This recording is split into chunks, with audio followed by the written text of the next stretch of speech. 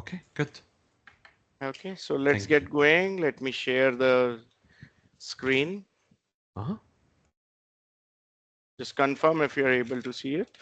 Yeah, I'm able to see it. Okay, so more or less the agenda is the same what document Navjot has shared with you. The day Uh-huh. one agenda for first 3-4 hours is what is on the screen. And because it is the very first session, we'll be more focusing on the conceptual part with a little hands-on. And the Okay. purpose of the hands-on is also going to be, setting up the entire environment with the subscription and everything in place so that for the subsequent sessions, we'll be able to readily use the subscription and other tools. Okay. Yeah, I need to, yeah. So you Yeah. need the subscription to be set up for by tomorrow, right? Yes. Okay, that's fine. I'm So gonna do it tomorrow. rather, I would suggest you do it today itself so that Today. tomorrow when we start, it should Yeah. be good, right? Yeah. Okay, sure. Yeah. Yeah. So Okay. tomorrow, daytime in India, I'll be available throughout in case if you need any help, or today also if you are trying to set up the subscription. In case if you need any help, I would be available on WhatsApp. So you can put in that group also. If Cool. required, I'll immediately join with you on the Teams hall as well. Okay. Appreciate you. Okay. So the agenda is on the screen. We'll be starting with some fundamentals on Azure, Uh-huh. more on resource groups, resource manager templates, ARM Yeah, templates. yeah, There is a but new there is something. concept. I'm sorry, Yeah. Saka. There's something that we need to discuss. So you told me yesterday if you need a little bit of customization on the course. The thing is that Yes. um, my struggle is with designing, to be honest with you. Mhm. So because we have solutions, for example, that deal Yes. with connecting with third-party systems that would take, for Mhm. example, long time to get results. We deal Yeah. with documents. So all Yeah. of those things need a little bit of if we can take them into consideration. For No example, worries. What I suggest, Mohammed, is we will get started today because this is just the okay, first session only, yeah, and we yeah, have multiple sessions to come up in the future. So you can just, as I discussed within the call day before, you can just put the write up in the group chat also, and I'll okay, just include your requirements into our delivery. Okay. cool. Appreciate you. Yeah. Uh, okay. So there is a new concept called as bicep templates also that is Mm. coming up. Um, Microsoft is looking to replace the ARM templates with bicep templates, and Uh-huh. even the integration with Terraforms is also being planned. So we'll be focusing on what Microsoft is having natively, the Mm. concept of bicep templates, Okay, and not much on this, but yeah, we will get some introduction to the bicep templates. Overall, they do the same thing what Resource Manager do, just that how we use the templates here onwards with biceps is where some changes are planned. okay, So some focus on that. Then some networking basics like working with virtual networks and subnets, which is actually the backbone of Azure services, right? yeah, And then we will be getting introduced to the event-driven architecture, which is precisely something that you are looking for. So again, the concepts like key principles of event-driven architecture, event-driven patterns, which include the publish, subscribe, or pub/sub mm. pattern, then event streaming pattern, then Ah, the uh, brokered architecture with decoupling of services and asynchronous communication. Then moving on to event sourcing and CQRS pattern. Okay, okay, so that's what the agenda we have for today's session. good. Purposefully, I've kept it short because this is just day one. Okay, Okay, yeah, so let's get started. yeah, let's do it. Okay, so as you mentioned that you have already worked with Azure a bit, few services you have already deployed, the concepts you are already aware of. So I need not actually talk much about what is cloud and why cloud and all that. I'm just assuming you are already aware of this basic stuff. Yeah. Hmm. So Yeah, we can focus directly on the Azure concepts. okay, Azure, what it is, it's a cloud platform from Microsoft, Microsoft. right? That they have named as Azure, Microsoft Mm-hmm. Azure to be precise. And what we do on Azure platform is we create and deploy and host multiple types of applications and services in different scenarios. So when we talk about cloud, Azure also basically gets some of the fundamentals from there only. We do have the types of clouds where we can say the resource wise categorization. If we look for, we do have something called as IaaS kind of hosting, which stands Mm-hmm. for infrastructure Mm-hmm. as a service. Then we have PaaS, which stands for platform as a service. Just a quick introduction to these things, and then we'll get started with our actual agenda. Okay. And then we have something called as IaaS, SaaS, that stands for software as a Services. service. Software. Okay. Right. Whatever we create and deploy on Azure comes under these categories, mainly first two. Okay. Right. Now, Yeah. here we need to understand what this infrastructure as a service is. Mm-hmm. Infrastructure, what is the meaning of that? Here we refer to the IT infrastructure. What kind of IT infrastructure? When we say IT Servers and infrastructure, right? you have computers, machines. Machines means what?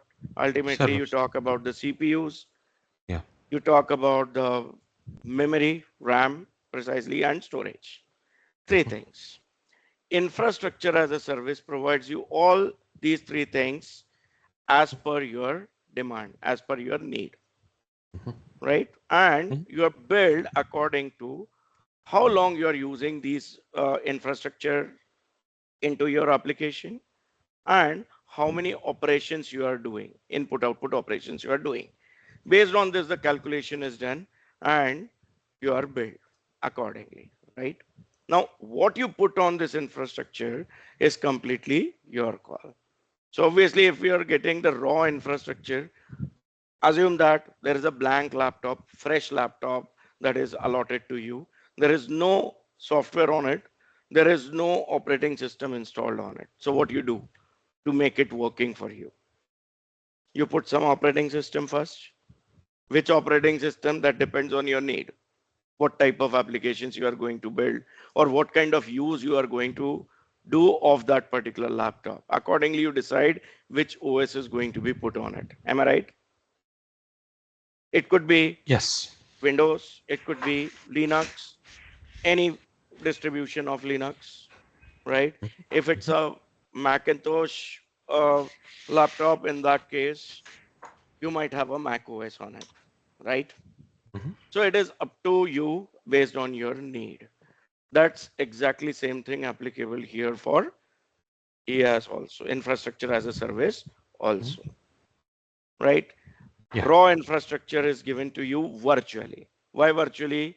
Because infrastructure, the physical one, is actually maintained and managed by the Microsoft. service provider, which in our case is going to be Microsoft, Yeah. because we are targeting Azure, correct? Yeah. How do you get the access to it? Remotely.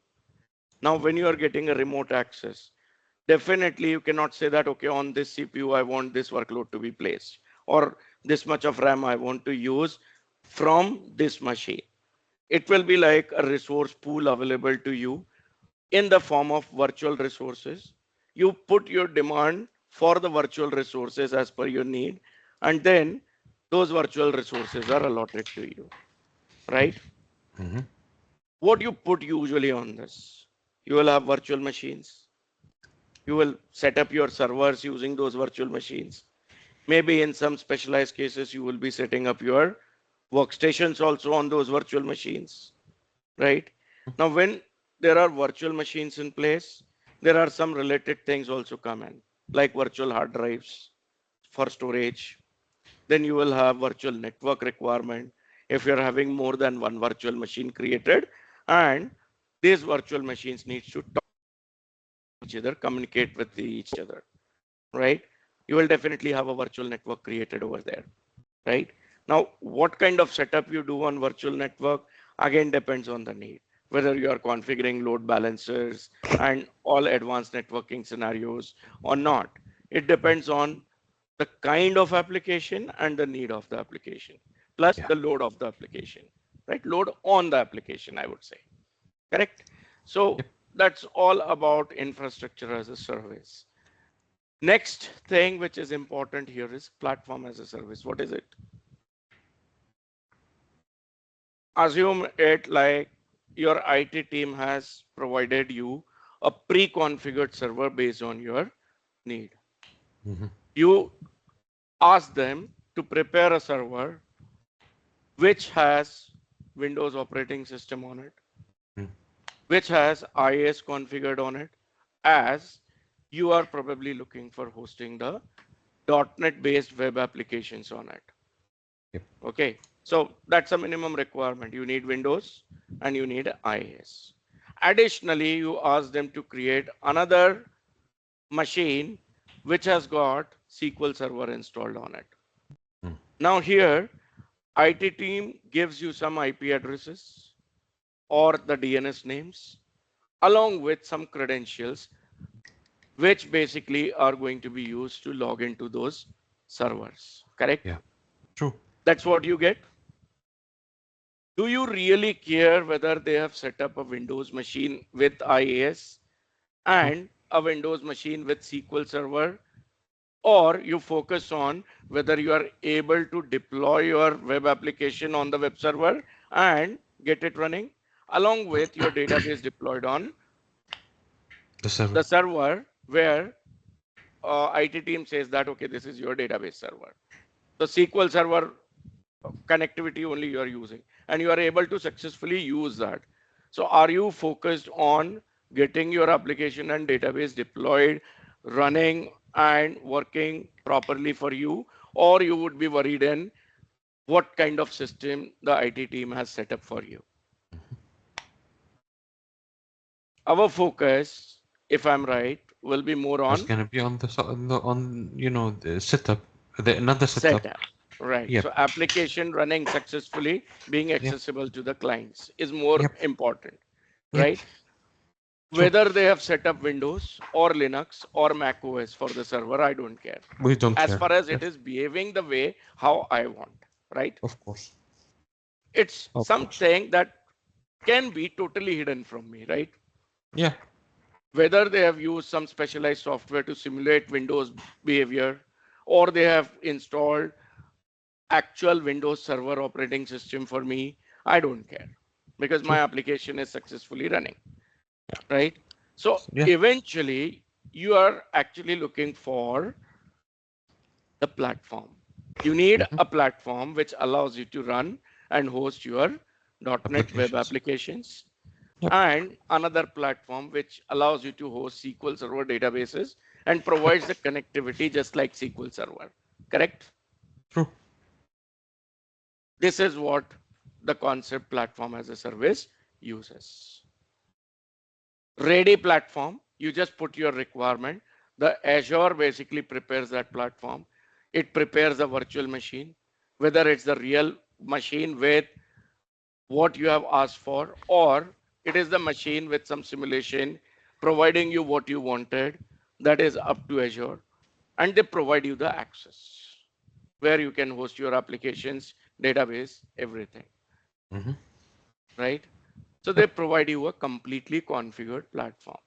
Now, because it is completely hidden from you, like what machine has been used behind the scenes, you don't have the access to that virtual machine Mm-hmm. setup also.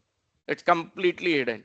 You just can provide your configuration requirements to that environment, Yep. right? Mm-hmm. Then comes software as a service. What is it? There's Ready a software. software, Yeah. Go ahead. final software completely created and usable by the end users, where as a developer there is no role for us as such. The Yep. only role which comes for us as a developer is the customization, where probably we can create some extensions or plugins for that software and host them within that software itself for our organizational users, right? Mhm. Yeah.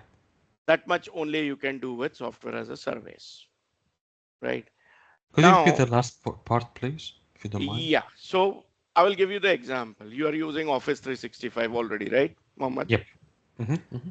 Office 365, whose product it is? Microsoft. Microsoft. What all things you get in that? You get Uh, desktop applications like Word, Excel, PowerPoint, yep. Outlook, all of those things. Microsoft Access, Publisher, and couple of others, right? Yep. You get Microsoft Teams as a bundle, Mm-hmm. depending on the kind of subscription you have. Mm-hmm. Then you get email services from Microsoft, which Yeah. powers Microsoft Outlook also, Mm-hmm. correct? Yeah. Whatever the software that Microsoft provides you, it is the final software that you use. Whenever they have the update, they release the update not only for the organizational users. The Yeah. updates are So, there for everyone using those Microsoft Office 365 services, right? yeah. Even for individual users also, right? It's a Yes. common software. There is one host where it is hosted. Whenever maintenance is required, patching is required, Microsoft is responsible for that. They are taking care of it.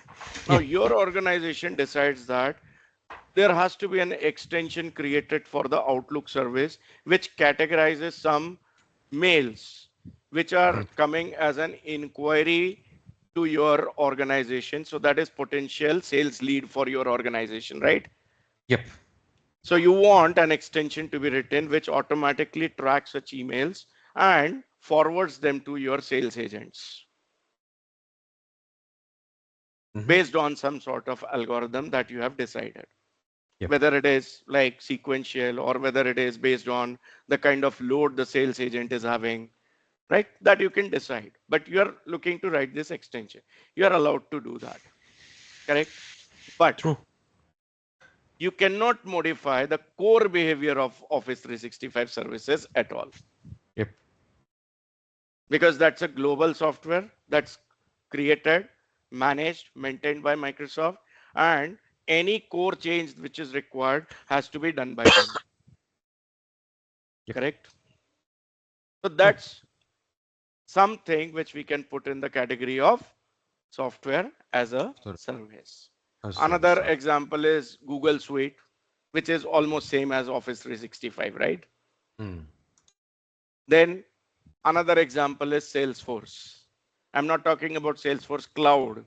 I'm talking about Salesforce as a product. It is more of a CRM software, right? Yep. Again, it's software as a service. It's available online. The same way how Microsoft 365 works, it also works. It allows developers to customize its behavior by writing extensions and plugins. But the core software cannot be modified by the developers, Mm-hmm. right?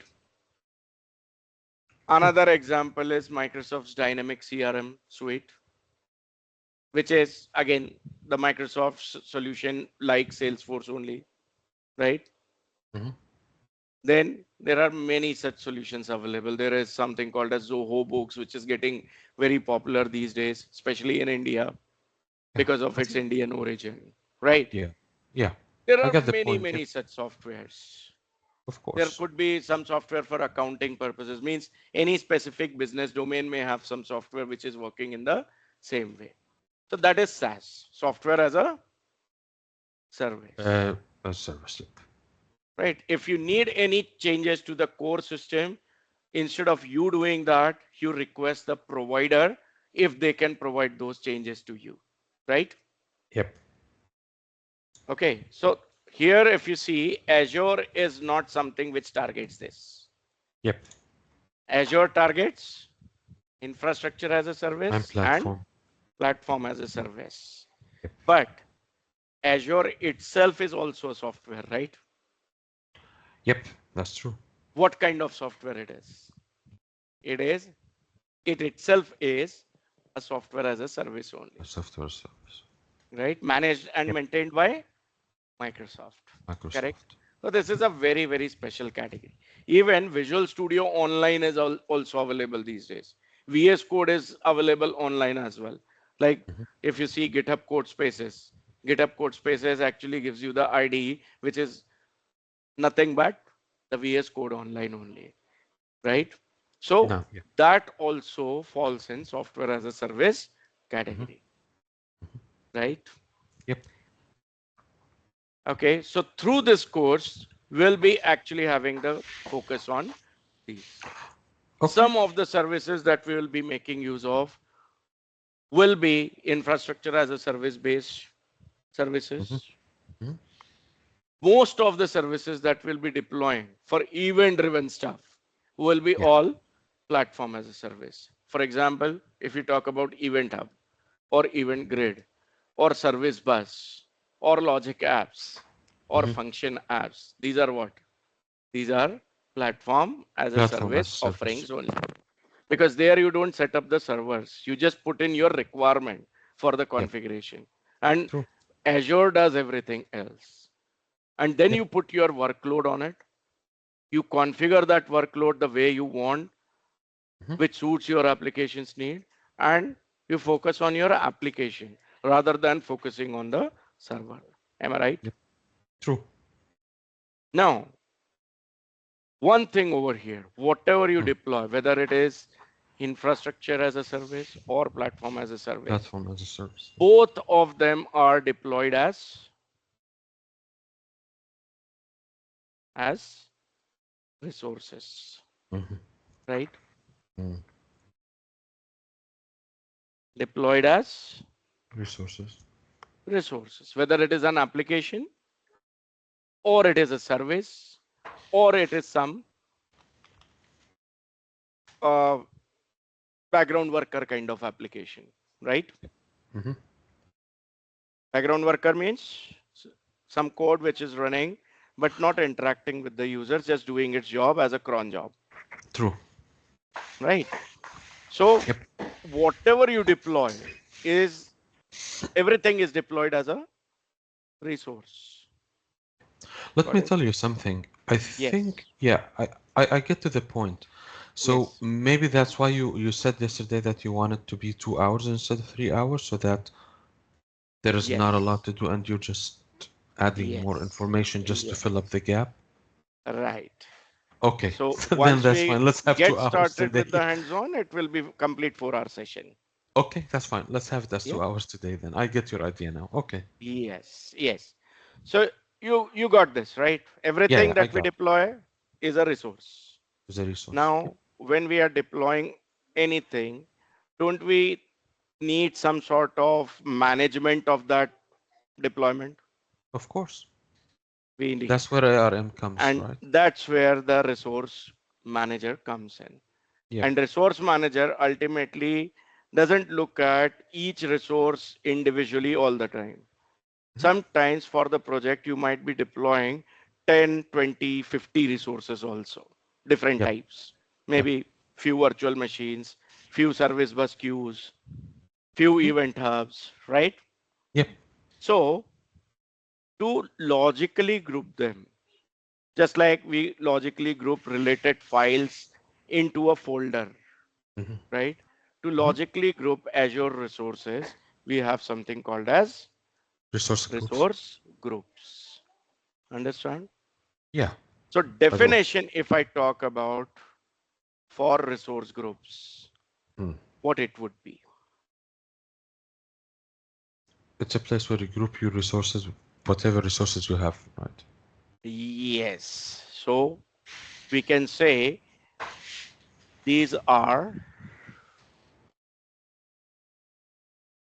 the fundamental Hmm.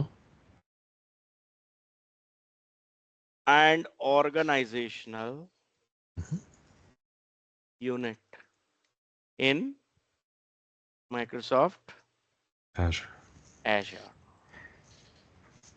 that helps us manage and group, as I said, the related Mm-hmm. resources. Mm-hmm. Make sense? Yep. Okay. It just acts as a container, you can say, logical container, just like folder is the logical container for files. Yep. For holding the resources on Azure, we have the logical container named as resource group. Yep. It can hold any kind of Azure resource, as I said, maybe virtual machines, databases, database servers, storage accounts, web apps, mobile apps, Yep. service bus, event hubs, or anything that Mm-hmm. Azure allows us to deploy, Yep. right? What other advantage it brings in? It is not just to hold the the resources logically into one container, but also allows us to manage the resources together. It allows us to manage their deployment, access control also, Mm. movement from one subscription to another subscription, right? Mm. Maybe for developing the applications, you might be creating some resources in your organizational subscription, Yeah. which has nothing to do with your client subscription, right? True. But once you are done, you're you are done with testing of all of your deployments and resources and Mm. applications. You Mm-hmm. want those to be moved to the production Yep. environment, which is Yep. actually in your client subscription. Mm-hmm. Also, we can term it as a production subscription, right? Yep. The resource group allows you to move all the resources related to that project together at once instead of deploying or moving them one by one from one subscription to another. I can transfer the entire resource group. Mm-hmm. And just like on folders, we can have access controls. If you're using a Windows machine, you can have access control on it, Mm-hmm. right? Like I just go to File Explorer. Some folders are there. I can say right click properties, security, and I can set up the users who can access this Mm-hmm. folder, right? Resource. Yep. I can do the same thing with resource group also with Yep. the help of a service called as IAM, Identity and Access Management. Management. Pretty important feature when it comes to the resource groups, right? So if Yep. I talk about the key characteristics of resource groups,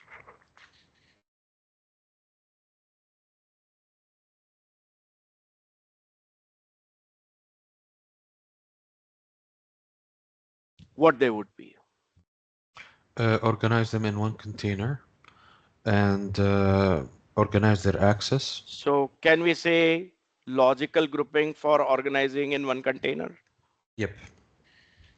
That's the purpose, right? Uh, The yep. resources usually that share the similar or the common life cycle means project specific resources usually Mm-hmm. have the same life cycle can be Mm-hmm. grouped together, Yeah. which makes it easier for the IT team to manage, monitor, maintain these resources and apply the policies also as per the need, right? Yep. Common policies usually will be there for the resources that pertain to the similar project or same project, right? Mm-hmm.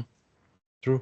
Which brings So, in the another characteristic called mm. as unified management, right? So if they want to manage access, they don't manage it to each resource, they manage it to the resource group, Absolutely. and that's it? Absolutely. Okay. Yes.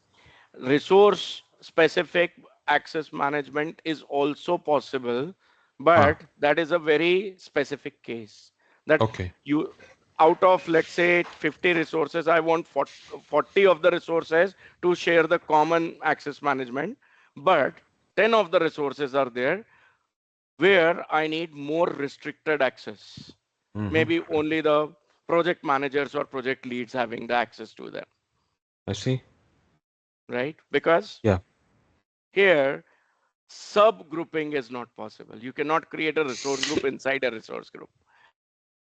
You have resource groups only at the top level as of now. Top level. Maybe in future, Microsoft might come up with the support for nested resource groups also, or Yeah. subgroups also. But Yeah. as on today, it's not available. Okay. Now let's focus on this unified management, what it is. You can deploy, you can update, you can delete resources as a group. You don't Mhm. need to do the deployment, updation, and deletion individually for any of the resource. And as we just discussed, the access management can also be set at the group level if the same access is required. Mhm. It also gets some term called as role-based access control. In short, we call it as RBAC, RBAC. Mhm. RBAC are the policies. RBAC are the policies for identity and access management. Yeah. Understood? Yep. Then comes the location. Resource group, whenever you create, also gets placed in some location. In Azure terms, we call it as region. And usually what is region Mm. in Azure? Refers to Uh. the data center, right? Yep. Like there is East US as one of the region. East US Mhm. 2 is another region available. Mm. These are two different data centers. Yep. There is West US also, Central US also. There is Southeast Asia. There is Central India. What all these are? These are the Data centers. locations of the data centers, right? Yep.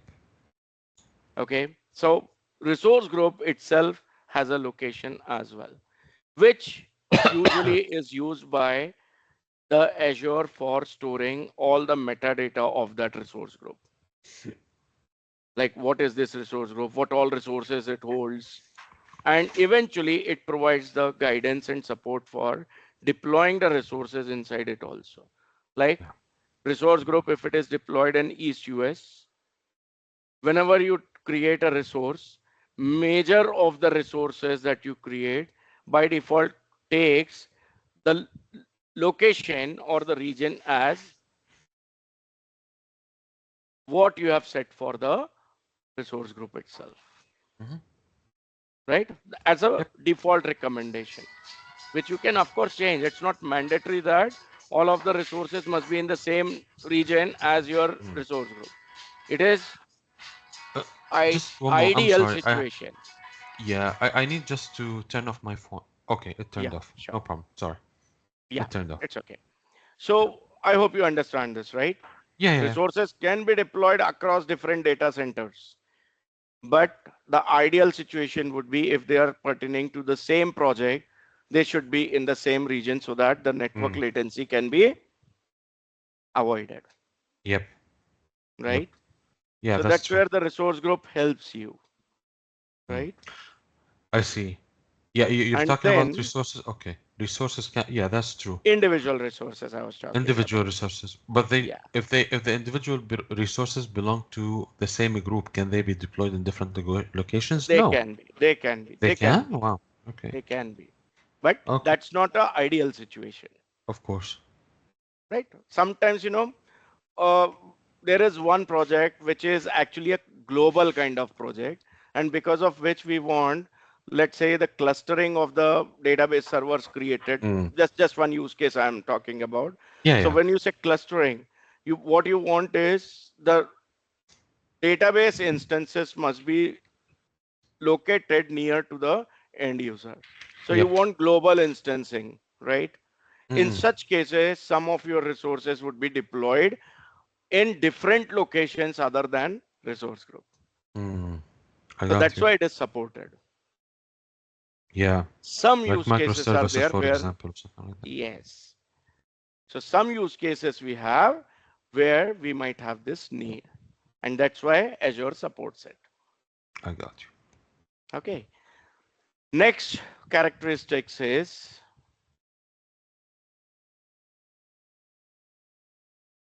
Tagging, I see. tagging. What is tagging? While deploying resources, you must have been asked as the last step. tags. Mm. Any resource you deploy, it asks for. Even resource group itself asks for. Yes. What is Mm. tag? Some key value pairs you put. Mm. What is the Yeah, purpose that's a of thing. that? I don't know, to be honest with you, but you can tell me. Related to the real life thing. Say you are carrying your luggage to your office, and The for tag is security just. reasons, yeah. So for security reasons, your security personnel Mm. doesn't allow you to carry your luggage to your workstation. Mm. They ask you to put it in some storeroom, right? Yep. Yep. Now, there could be many people carrying the luggage, and there is high possibility that the luggage of yours is exactly similar to someone else. Mm. How do you identify? Yeah, through the tag. Through the So tag. tag is an identifier. That's Additional identifier, additional identifier. Yep. and which is not mandatory. Hmm. If all of your resources have unique naming, entirely different scheme used for naming, Mm. right? No match is Mm. there, no overlapping is there. Maybe it's okay if you don't use tags. But usually when we work within a project, there are many resources we create with matching names or Yep. even the same names also at times. Yes, that's where the tagging comes in. Allows you to, identify your resource quickly, easily, uniquely, which can be used for automation purposes, automation of deployment purposes also, Hmm. right? Organization of the resources as well. And even the tags can be helping you with respect to the cost tracking of that resource also, Wow. Okay. right? When Mm. you go to the budget management and cost management dashboard within Azure subscription, there also the tags can play an important role for categorizing your resources differently. Mm. Otherwise, all virtual machines are virtual machines for Azure portal, right? Yep. How do you differentiate between one virtual machine and the other virtual machine? You want different, the dashboard created for both virtual machines separately. So that's where the tag can help you. Understand? Yep. So in general, if we just talk about the overall benefits of using resource groups, what they would be. First one, can I say simplified management, Of course. access control, Hmm. cost tracking, as we just discussed, Yep. automation for the deployment purposes, right? And Yep. then monitoring and alerts, Yep. right? You can Yep. create different policies for monitoring also Mm. across all resources in the same group, right? Yep. By the way, can Now, you create yes, sophisticated? You're talking maybe about, for example, monitoring. In our mm, cases, Azure app. The app insights. yes. Can you create like dashboards, sophisticated dashboards with it, with Uh, See, graphics up or? to certain extent, the custom dashboards are allowed in Azure portal itself. Uh-huh. But then there are specialized tools also available for the same, which gives you even more better dashboards. I got you. Practically, what Microsoft suggests is you can use Power BI for that, Power BI. which is Okay. a specialized tool for dashboarding, right? Mm. Here, Azure will allow you to create dashboards, but only up to a certain level. Yeah, because some companies are Basic using Datadog customization for that. is allowed, but Yeah, advanced customization, if you're looking for, you need a specialized tool for that. Correct? I got you. Yeah. Okay. And resource manager helps there also because you can export all the data as a resource template Mm. using which then the dashboards can be created. Right? Yeah. Yep. And you can integrate somehow if they offer integrate with the other Yes. dashboard. Yes. Power BI by default is integrated Integrated. because it's their own product. So obviously they Okay. have some, connectivity between the two tools. Makes sense. Okay. You don't need any export or anything. Direct integration is possible. You I just see. provide the login details of the subscription Hmm. to Power BI, and Power BI just pulls all the data. I see. Okay. Now, some common use cases, if I talk about. One that we have discussed is application or project level grouping, Yep. right?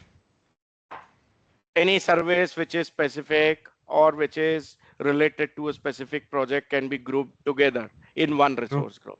Yeah. Then I can use resource group for development environment separation as well. Like when we create or when we build applications, we start usually with dev environment, right? Yep.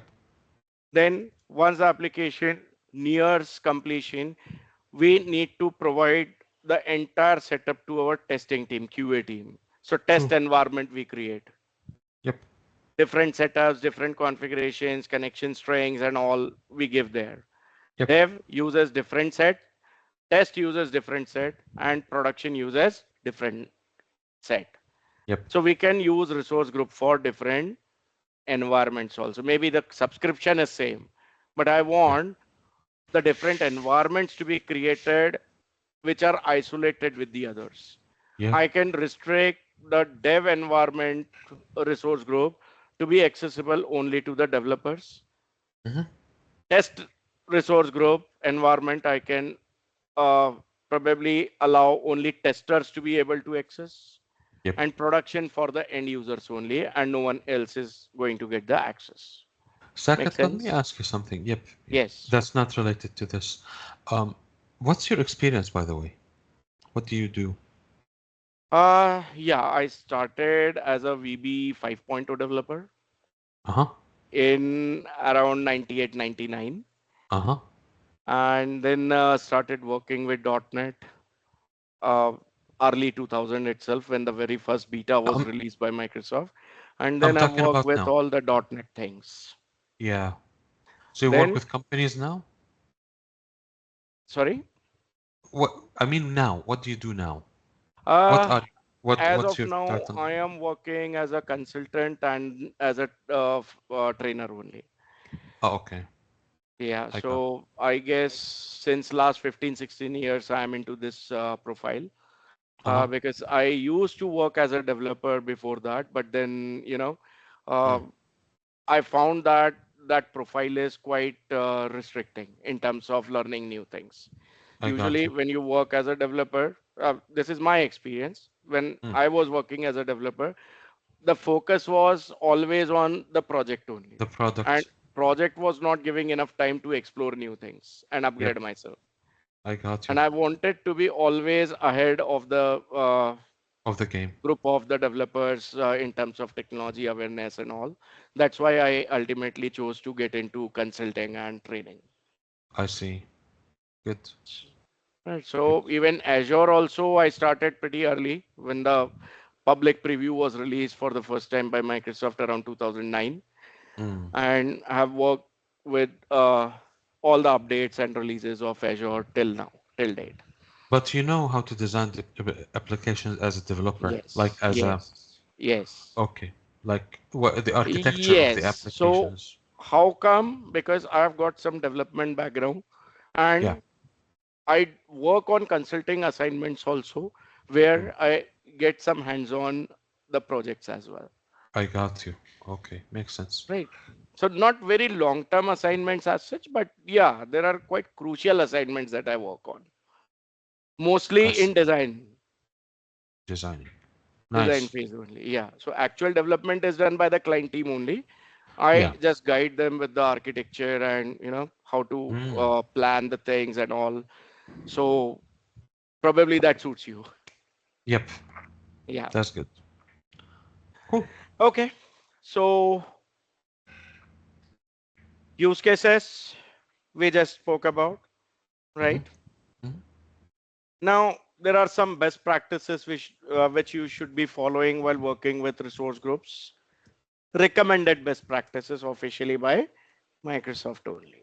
And Mm-hmm. usually people follow the same because they Yeah. are very generic. Okay. So you can group all of your resources Mm.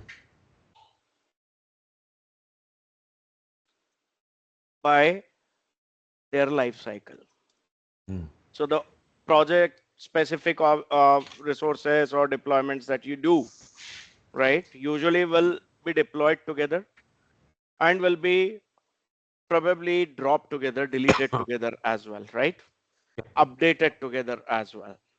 So Yeah. group resources by their life cycle, then use some naming conventions. Hmm. Within the team itself, you can have a proper discussion on how you should be progressing with the naming, Convention. Yep. right? Like Yep. one example I give you. Whenever I create a resource group for some project, let's say there is a project for uh, HR related activities. Okay. Hmm. Hmm. So I would name the resource group as HRMS-RG. Hmm. Yeah. HRMS explains what project I'm targeting. Hmm. RG clearly mentions that it's a resource group, Source group. Yep. right? That's a recommended practice.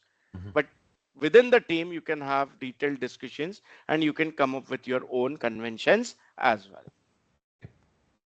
right?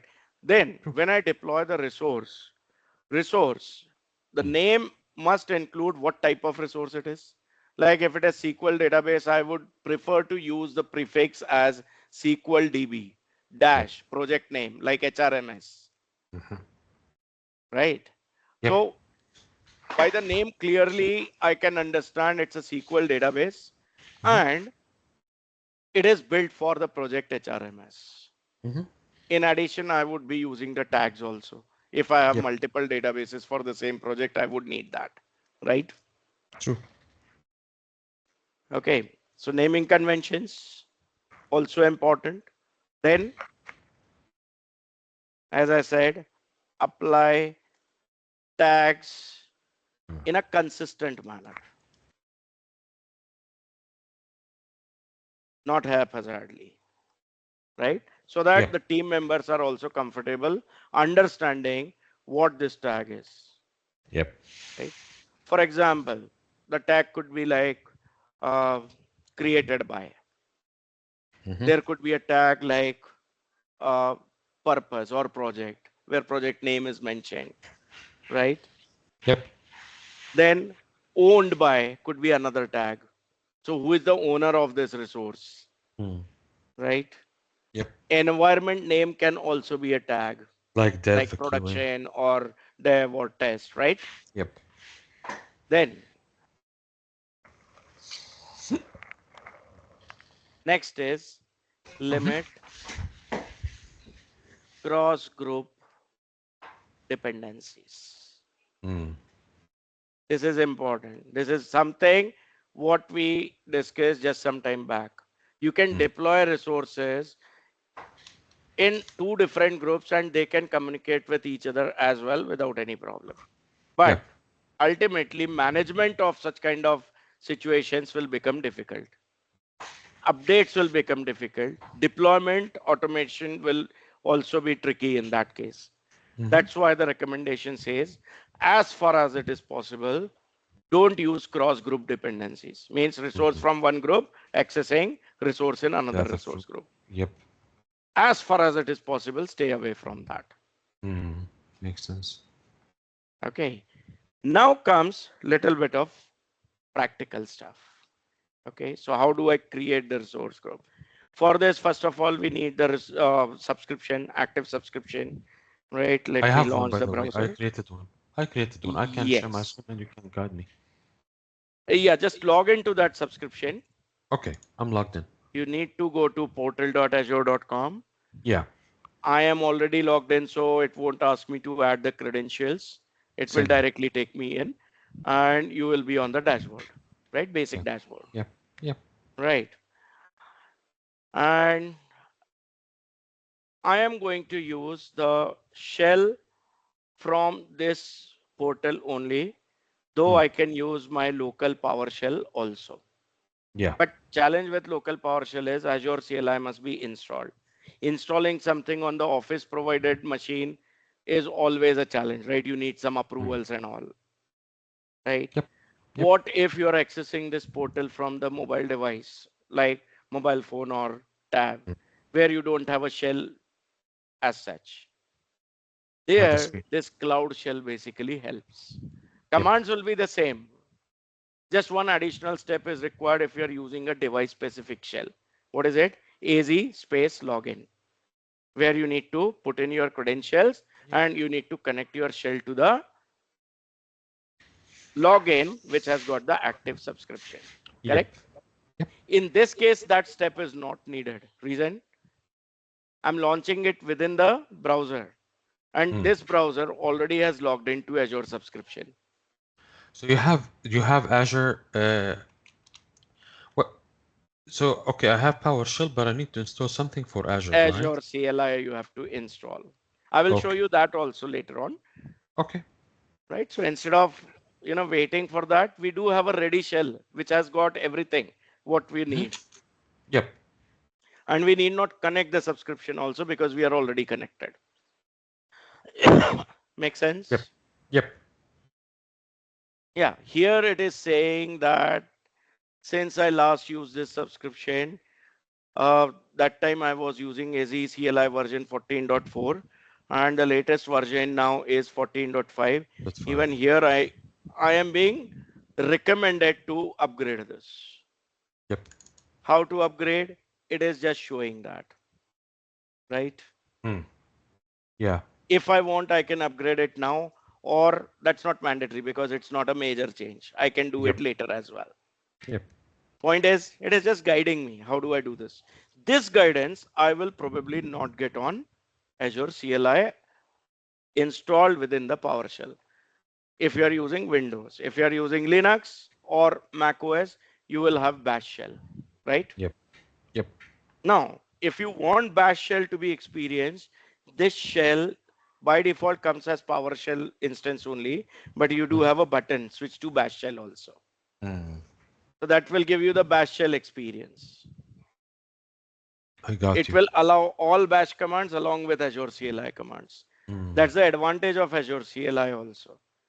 CLI means the command that you use, whether in PowerShell or Bash shell or Windows command prompt, they are exactly the same. They are I uniform. got you. Let me You tell you don't need something, to Sam. learn different set Yep. of commands. Yes, yes, proceed. Um, do you want to have 5 minutes break because it's been an hour? Let's have 5 minutes Yeah, break every hour. let's see this command first, how to Yeah. create the resource group, and then Okay. we'll take the break. Okay. That's good. I hope that Okay. is okay. Of course. Of course. It's a quick one. Yeah. So Yeah. Yeah. here, every command starts from AZ if you are Yep. working with CLI. Yep. Doesn't matter which mode you are using, PowerShell, Bash, or whatever. Of course. Command remains the same. What you are Yep. looking to do, you are looking to work with resource group, Yep. which is termed as group in this command. Mm. What exact action you are going to take? Create. Create Mm. dash dash name. Mm-hmm. This is the parameter Yep. which allows you to set up the name for your resource group. So can I Mm. say this is practice dash RG? Because during the training, we'll be practicing only, right? Yep. That's our project, right? True. Then dash dash location goes next. Mm-hmm. Okay. Where I need to specify the location means the region where my resource group will be created. So let's say I go for East US, which is the nearest Mm. data center for your region, Of right? course. So usually how you decide this? This is decided based on where your majority audience will be located at. Mm. Makes sense So you for the might be latency. developing in East US, but if your audience is located in Middle East, you have to choose some data center which is nearest to Middle East, Yep. right? True. Of course, the production one, development one can be anywhere, right? Yep. And press enter. So it will start running that command and it will get the resource group created. So once you get the prompt back with some JSON data displayed over here, if you closely watch this data, this is data, metadata of your resource group deployment only. Yes. Mm. And you can see that resource group here in the portal also. Just go to this hamburger menu beside this Microsoft Azure logo and go to resource groups. Okay, here if you Yeah. scroll down, your resource group should be available. Sometimes it takes a while. This is web I, application, right? yep. So JavaScript sometimes takes time to update it. So here it is created. Understood? Yeah. And it would So be absolutely empty because we have not deployed anything inside this. That's how easy it is to create the resource group. And just one last thing before the break. If you yeah, wish, this resource group can be can be created created in the right screen from also. the right from this screen also. You can Yep. click on resource groups either here or in the hamburger menu, resource group, and then you have create option. Create option. You give it the Let name. me get this cloud shell closed. Resource group name I can provide. Let's say practice 2-RG Mhm. and region. See, it's giving me one of the region which is more near to me. You might Yep. not be getting Southeast Asia. It might be showing some US one, Yep. right? But I'm again, okay with that's that. not Yeah. important. Important is Yeah. Yeah. what you actually select. True. So I can filter over here, Mm. say East, US or something, right? Many regions are there and Yeah. I can select one from it. Well, let's say for now, for this one, I just go for Southeast Asia. Does it affect the cost, by the way? No, Okay. you can create wherever you want. And this is actually just for showing you that we can create the resource group from here as well. Now Okay. on command line, when we created the resource group, dash tag is supposed to be used to provide the tags, Yep. which we didn't do. So our resource group doesn't have any tags. Here I get the chance to give the tags also. Let's say created by is one of the tag with the value where I'll put my name. Mhm. Then as many tags as I want, I can put. Of course. Let's say project is the next tag. And here I say project is learning. Mhm. Yes. Next. Here I get the preview of what I have given as configuration and I say create. So once I click on create, the resource group creation starts, and because it's a resource group only, it's created pretty quickly. Yes. Yep. And here if I say refresh, I should be able to see it after a while. Yep. Yes. So here, if I click on this, there is a tags option where I Mm. can see the tags already created. If I wish to add more, I can add from here. Yep. The same thing which if I do for the resource group that I created using CLI is also possible. I can provide tags from here as well. Yep. Post creation also. Understood? Yep. So far, so good. Okay. So I hope you enjoyed the session so far. So far, so good. Okay. So let's take a break for 10 minutes is okay? Okay. And then we'll Right? continue So for the last hour, right? yes. Okay. That's cool. So 10 minutes we'll be back. It's Okay. 20:07 at my end. 21:07 we will be back. Okay. Good. Yeah. Yeah. Thank you.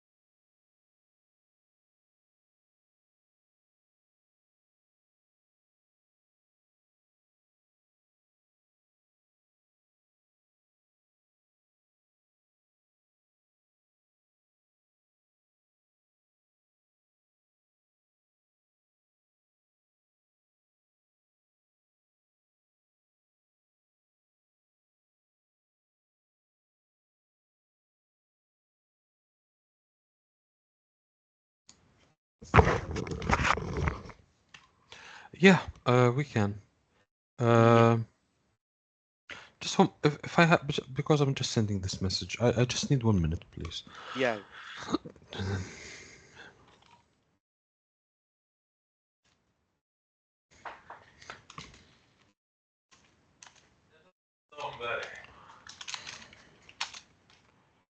سراج ضيق شوي عندي الكورس. الكورس امبارح بالصبح سراج عندي الكورس. Yeah, go ahead, Sakit. Yeah, thanks, Mohammed, for confirmation. So I hope this resource group creation is all comfortable now. Both the options that we have, the Cloud Shell one and the one with the portal. Yeah, Yep. one and the same thing. It is just two different interfaces wherein we can create this. And the same command, as I said, could have been issued from the PowerShell on local machine also, Uh-huh. provided you have So Azure they have the CLI that's what I wanted to installed. ask you about Yeah. actually. Yeah. Where can I access the Azure PowerShell? Uh, it's just PowerShell only, the regular Windows PowerShell only that you have N- to invoke. Yeah, I And then thought you here you accessed have it to install from. the package. Yeah, I installed it, but I thought that you have. Um, I thought that you have the you're accessing it from web. That's what I thought. No, no, But no. It will okay, be the local one only. okay, And here you just log into your Azure subscription using this command AZ login. okay. Yeah, So the it will problem then is that ask it's for asking the, for the multiple authentication, hmm. and yeah, I It will think be I normal web flow only. So let's say this is my account. okay. I select that, I continue. If not Yeah. already logged in, you can put the new credentials there in Oh, place. you see, no subscription And found. That's what you have. That's the same thing that I have. okay, so I actually need to specify which tenant ID I'm going to log in. Uh-huh. Okay, and I believe it has already detected that. So let's try with this command then. So they have Okay, changed a few things of recent. I got you. Yeah, so earlier it used to be automatically done. Hmm. Now it's not like that. Okay. Yeah, Busy login dash dash that's the tenant tenant and the tenant and ID. then the tenant ID. Yes, so it has detected the correct one. And here I need to confirm which subscription I'm looking to log into. So the number I have to type there. So Yeah, it two. is one For in me. my case. I type one and press enter and I'm in. Yep. Yep. Okay. So that's okay. It is just another variation of AZ login command only. Mm-hmm. And then here you can issue the same command like AZ group create and the Yeah. same thing. Yeah, yeah. Right. Now, why this login is important here? Because this is a command shell, right? Which Yeah. has no idea about your Azure subscription and anything related to that. That's why AZ login is important. Yep. Okay, once you are logged in, you are good to go. It is one and the same thing, just like Cloud Shell. Cloud Of Shell, the course. benefit is you don't need to log in and you can use this That's what I Cloud wanted to Shell ask you. on Oh, any there it is. device. Uh-huh. I see it now. Yeah, it's better to use the cloud shell to be honest with you. Yes, yes. PowerShell. No storage account required or mount storage account. I think no storage account required. Yeah. Not Okay. not Okay. required right now. Okay. Good. Okay. So any times you can start this, just that it doesn't remember the session. Whatever files you create locally on the file system, those will be session specific. Yep. Once you close the Cloud Shell, those files will be gone. Yeah, the resources which you deploy are permanent Yep. because that you deploy directly on the Azure subscription, right? Yep. Yep. Okay. So let's move on to our next thing.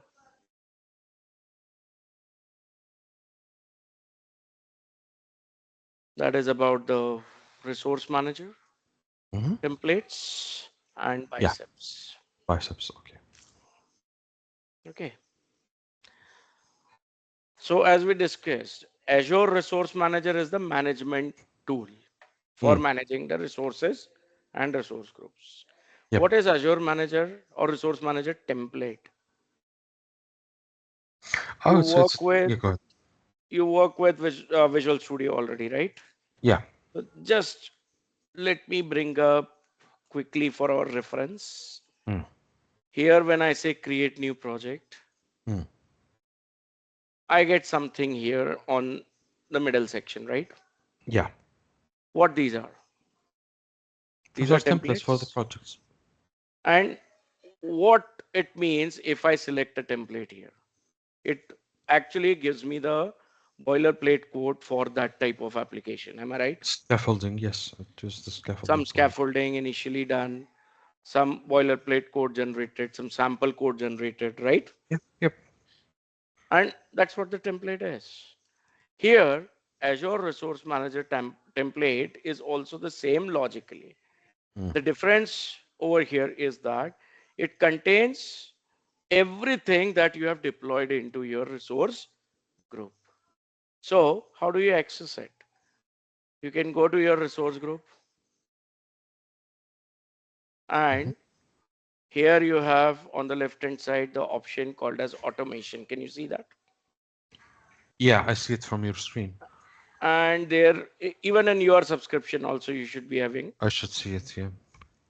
Of And course, we should then make once process. you expand automation, you get something called as export template. Do you get that? Automation. Let me see the automation. Automation. Export Yes. template. Yes, I see it. Right? If you Yep. click on export template, there is a blade that gets opened over here with three tabs on the top: ARM template, bicep, and Hmm. Terraform. And Terraform. Oh, nice. Earlier, it used to be only ARM template or just Yep. template, Yep. which essentially was ARM template only. Hmm. And then you have secondary tab, template, and parameters. By the way, we use Terraform in our company. What's the why is Bicep and ARM template better? If Just they three are. different options. Just like Okay. for deploying the resources, you have I mean, the portal also, you have Uh-huh. Cloud Shell also, and you have the local PowerShell or Bash Shell also. So there's no difference, not a lot of difference. No, practically no difference at the end. I Purpose is got you. same, just Yeah. three different tools Hmm. that can be used to deploy. I So this got is you. ARM template, JSON based. Uh-huh. Uh-huh. Okay. As you deploy the resources to this resource group, this template will grow. Yeah. Now, the good thing about this is this template need not be generated from here always. If you know the schema, you can write this template right within the notepad also, Yeah. and you can deploy it here.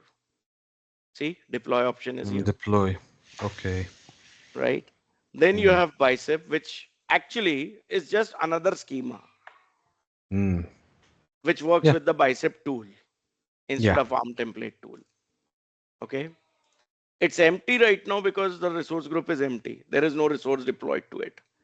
And most likely Terraform would be empty as well. So as your organization works with Terraform already, you should be able to relate to this easily. Mm-hmm. Just that for me, Terraform resource provider is not registered. Mm. That's why I'm getting this error. Otherwise, once registered, the Terraform template will also come up, I which is got you. also JSON only with a different schema, Yeah. tailor made to suit Terraform. And what is Terraform?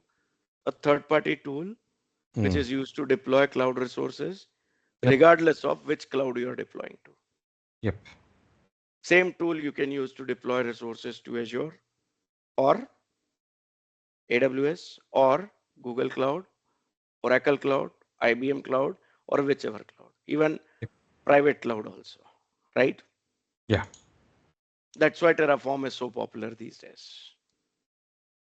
Yep. Terraform also has got two options: Azure Resource Manager based template it can use, or it can use AZ API template also, Mm-hmm. right? But Yep. different schemas again. Understood? Yeah. Understood so far. Right.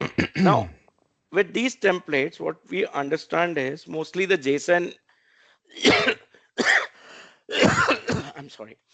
No JSON problem. is the base for all these templates. JSON schema is used for all these templates.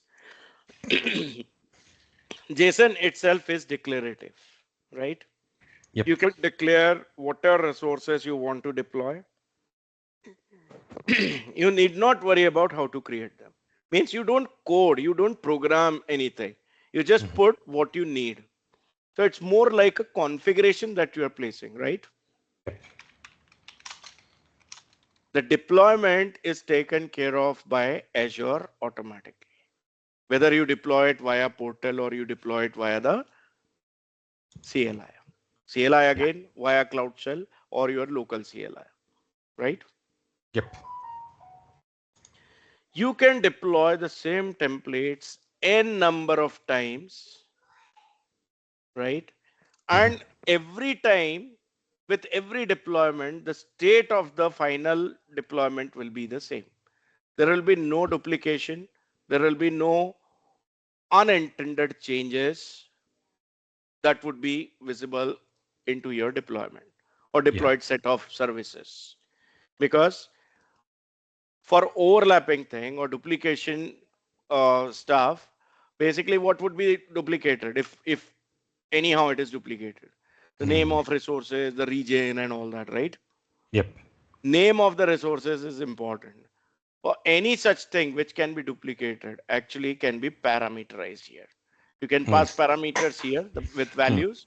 Those Mhm, mhm. parameters are linked here, right? And Yep. then resources, instead of using the hard-coded names, can depend on those parameters. So Yeah. every time when you wish to deploy, change the parameters file Mhm. and deploy.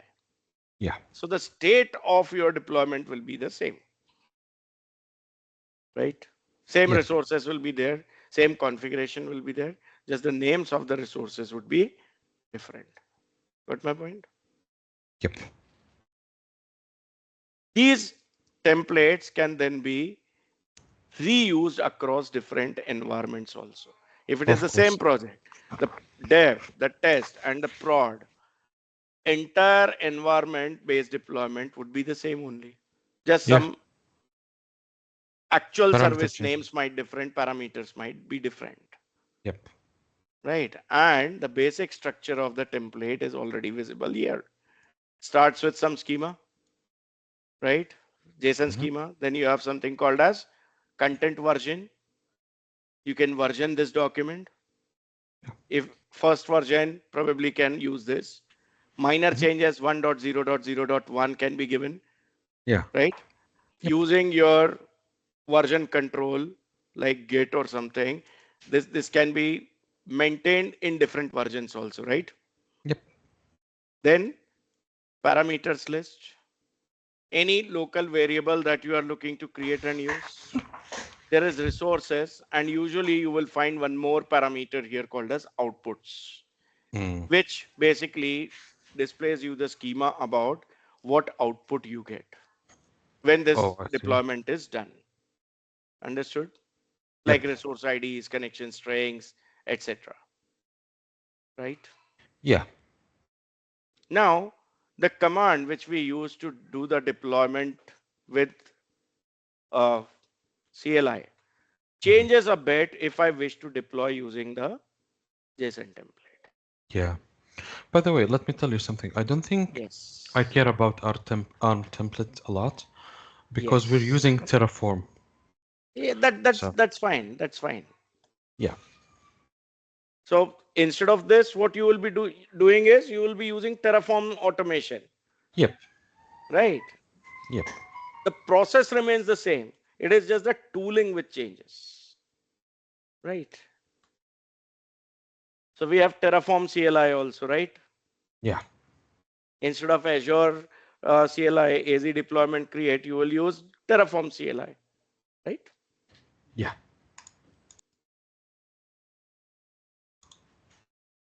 Whatever the resource group name you want to deploy to, let's say practice RG. Yeah. Point is here, if your resource group is already created, it will read the JSON template and will do the deployment of the services into it. Mm-hmm. If resource group is not created already, it will create one first, Yep. and then will deploy your template. Yep. So here I say template dash file and the name of the file, the path of the file, wherever it is. Let's Mm-hmm. say I have it as deploy.json, but that file must exist in the local path, right? So once we deploy some resources, we will revisit this command once, just for the reference. Understood? Okay. Now, I am going to place a template on Notepad Mm-hmm. just for our understanding purpose. Yeah. Tell me, analyze this and tell me what we are trying to achieve with this template. You are creating a resource. Hmm? That's the type of the resource is a storage account. Storage Uh, account, that's the name of it. my storage account My 123, so yeah. It's in East US. East US. Uh, SKU. I think that's the. It seems like it's a tag. I Yes, don't know. it's not the tag. SKU Ah. basically refers to the uh, kind of service deployment you want. Many of the Oh. Okay. products basically come with some SKUs which are connected directly to Uh-huh. what all services from that product you want to use Yeah. and what will be the pricing model for you, I see. Okay. right? So this is directly connected to the pricing, Yeah. just like a product code, you can say. I got you.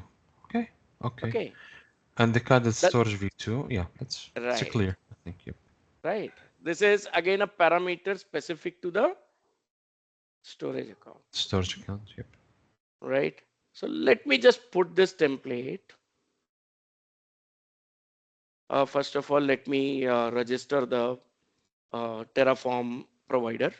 So in case if you encounter the need for registering any provider, where you should go and where you should register, just see. Mm. I go to subscription, Mm-hmm. select the subscription in which I'm looking to register the provider. And Yeah. then here you should be able to see the option for provider somewhere. Most likely under settings, it should be there. So yeah, I'm trying to follow now the Provider subscriptions. I'm going to the subscription. Then I should go where? I'm sorry, resources. subscription. Within the Yeah. subscription only, you have to select your subscription. Yeah. Yeah. I select the subscription. Yes. Then resource groups. Then Wait, so provider used to be listed directly here. hmm, Not able to locate it. Let me search. resource providers under Yes, settings. resource providers. Yeah, it was not showing up for me for some reason. Yeah. So I just use the search. Mm-hmm. It comes under settings only. So resource Yeah. providers, right? If you're Yeah. directly able to get it, great. If not, just search. Yeah. And then here, the provider I'm looking to search for is something to do with Terraform. Terraform. So Yeah. I best see. option is use the search box here. Yep. You can quickly get to this. See, Azure Mm-hmm. Terraform. For you, the status must be showing as registered already. Yep. For me, it's not registered because I've never worked with Terraform. Terraform Okay. So what I'm supposed to do, select this and then and click on register. register. It will Yep. take a couple of minutes to get this registered. Mm. Yeah, The it's registering. notification shows. Yeah, and it's loading still, so that's fine. Okay.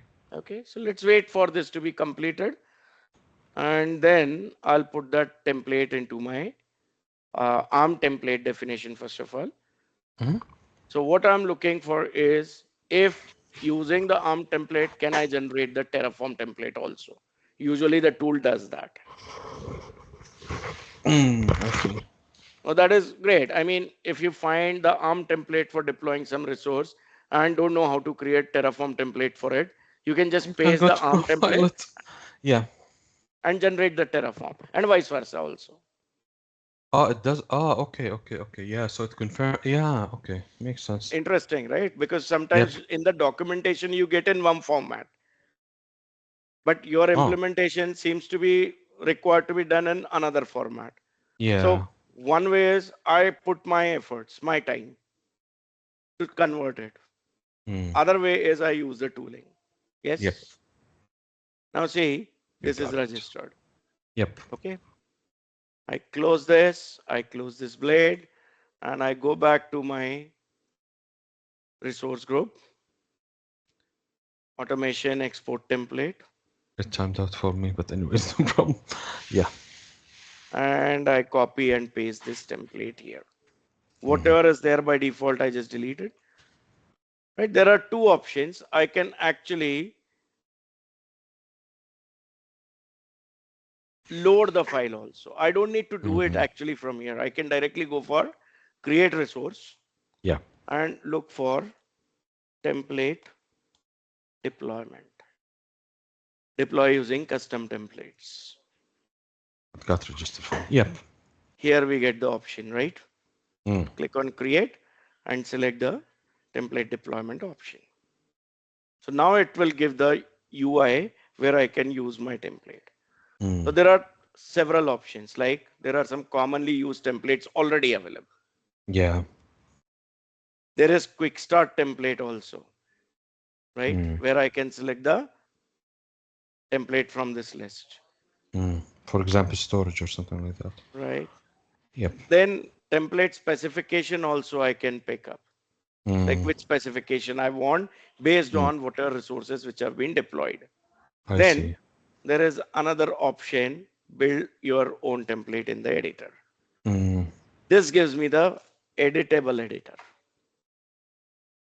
Yep. I paste that template, that sample template, right? Hmm. Save.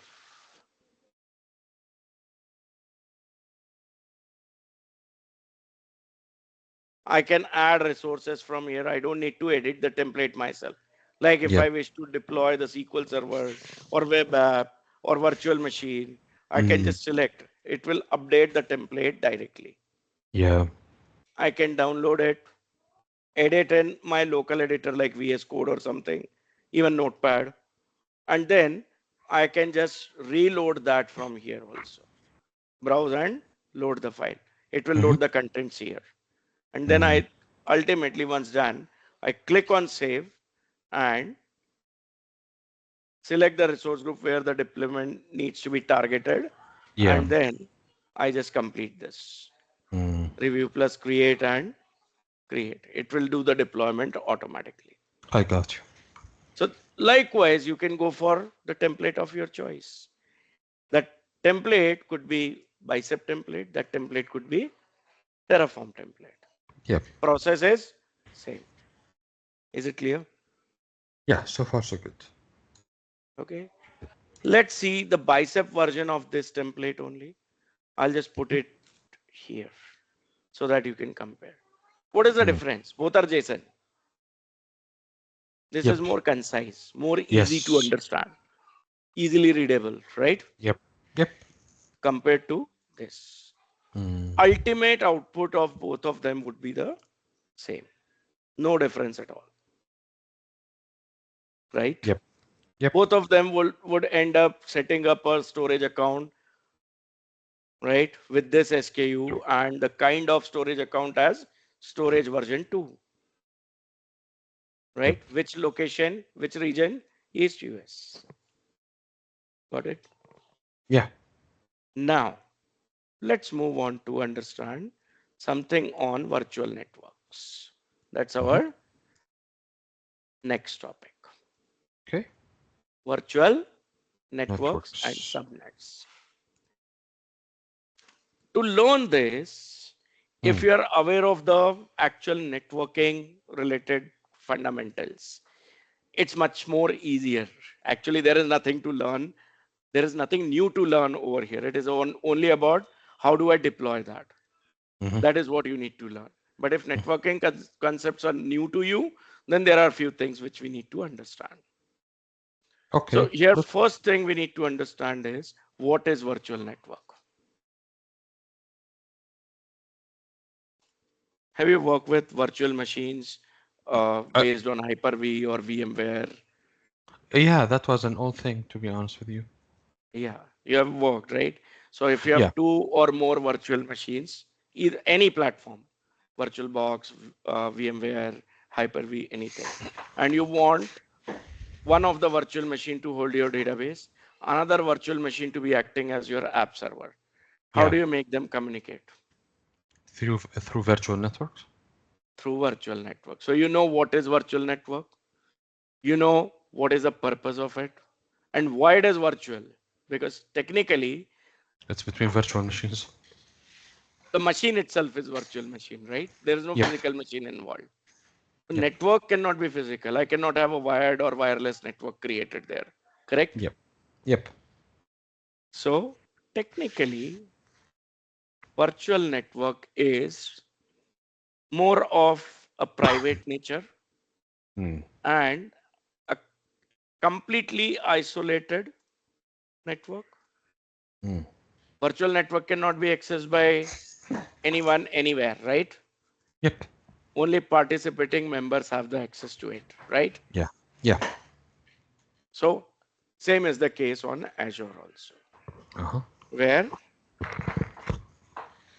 you can deploy and manage resources Hmm. like VMs, virtually any type of resources actually. Yeah. We have the concept of private endpoints these days. So that allows any type of resource to be onboarded on the virtual network. Mm. Databases, application services, queues, event hubs, or rather I say, etc., which covers Uh-huh. almost all the services, right? Yep. What are the key features of this VNet? Virtual network, in short, is called as VNet. First is isolation. They are isolated from each other. If I have two or more virtual networks created on the same subscription, still they cannot see each other, they cannot communicate with each other. They are isolated from each other also. Yep. It's just like I have a lab wherein I have two sets of computers. One set of computer is on one network, another set of computers is on another Mm. network. And there is no connection between these two networks. I see. They're connected to their individual hubs, switches, whatever, router. Hmm. They cannot communicate. They cannot share data with each other. They cannot share services with each other, right? Hmm. Yep. So let me put that here. Key features of VNet.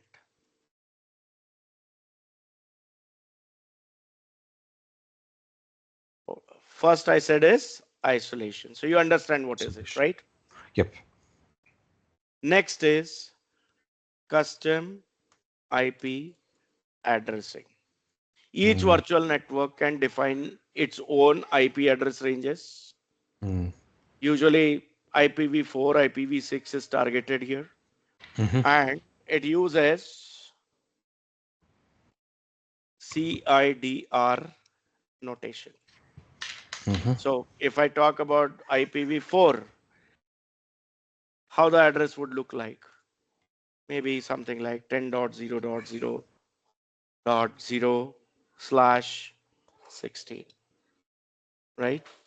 Hmm. What it means, any IP address in this range can be possible. 10.0 is fixed, 16 bits I have consumed. Mm. 16 says 16 bits are fixed. These 8 and these 8, total Mm. 16 bits are modifiable. Yep. So I can have, see, the highest value you can have here is 255, means 256 unique values are possible here Hmm. and here Two. in last two Yep. octets. So total number of unique addresses produced over here would be 256 multiplied by 256. That 256. comes to 65,536, right? Yep. Yep.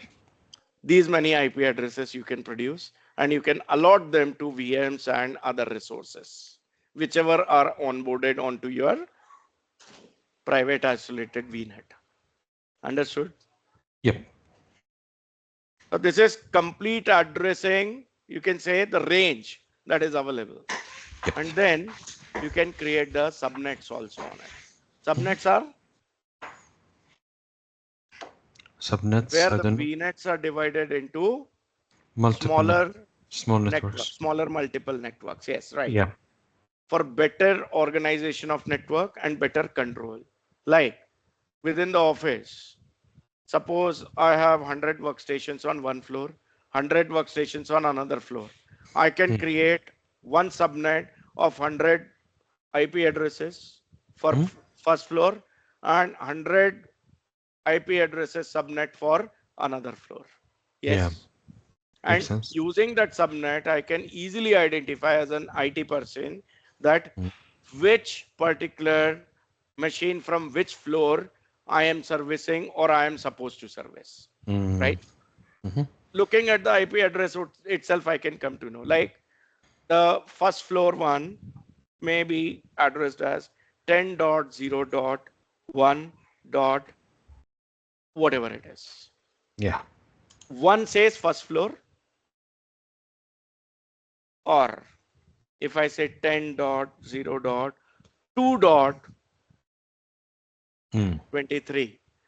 here by looking at this, I can say this is belonging The to sec second the floor. second So floor. if I physically need to visit that machine, I know where I should go, right? Mm. So, but let me ask you this. Virtual networks cannot communicate with each other at all, right? Yes, they cannot communicate with each other at all until and unless you have not established the peering between them or some sort of, VPN networking between them. Mm. I give you the example. Can you access your office network from your home? No, No. In order to access your office network from your home, do you use VPN? I should have a VPN, yes. Without VPN, it's not possible. If you Mm. wish to communicate, you have to have the VPN client installed, Mm-hmm. provided by your organization. You need Mm-hmm. to start that VPN client and then only Mm. you can access the office network. Now, I with see. VPN networking, what you do actually, virtually you're onboarding the office network only, right? Yep. You're accessing that network on that network only, Yep. right? You're allotted the IP address of your office network Mm-hmm. temporarily, as far as Yep. VPN client is on. The moment VPN client goes down, your connectivity also gets lost, correct? True. True. But one subnet on one VNet can communicate with another subnet on the same VNet. VNet has to be same. VNet can have n number of subnets, and each of these subnets can communicate with each other. Yeah. Is it clear? So floor 1 can Yep. communicate with floor 2 without VPN or anything like that. Of course. Yes. Yes. And as we speak about the connectivity, two separate VNets Mm-hmm. cannot communicate with Unless there's a VPN. each other. If they want to communicate, what are the options? One is VPN.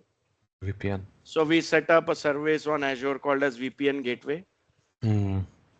Apart from that, we have got VNet peering service, where Mm. we actually establish the trust relationship between two VNets I see. and they can communicate with each other seamlessly. It's just like adding the network cable from switch of one network to the switch of another network with Yep. uplink facility. Mm-hmm. That is VNet peering. And then there is another service which can be used for the same express route, Mm. right? Which provides you dedicated private connection to Azure via your ISP only. Okay. Dedicated and direct communication. Understood? I see. Yep. Now, what is the use case of a virtual network?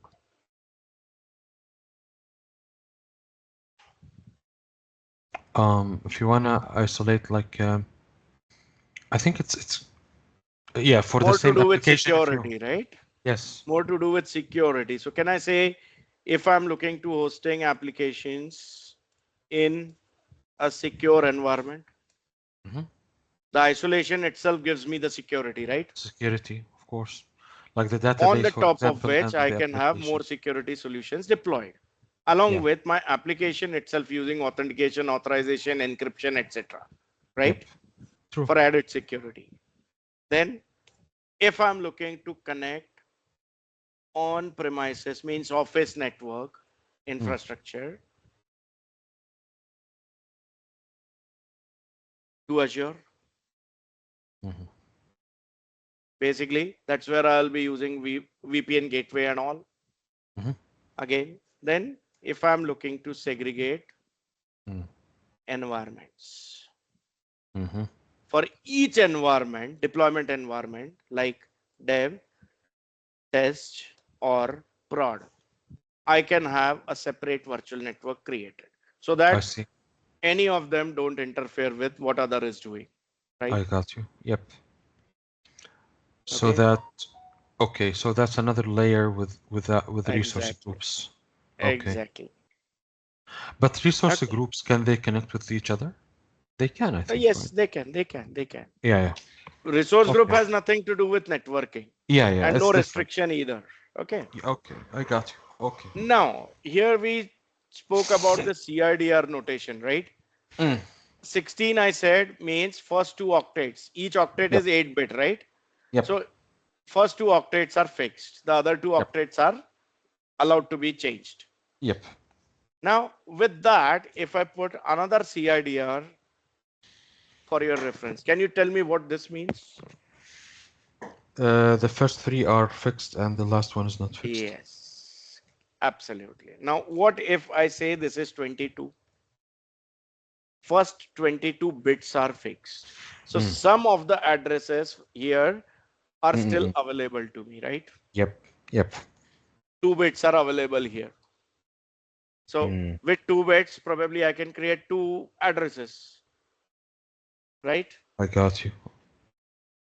Okay. So I see. I can have the three different networks created, like say I am looking to create a network tier for web application, I mean.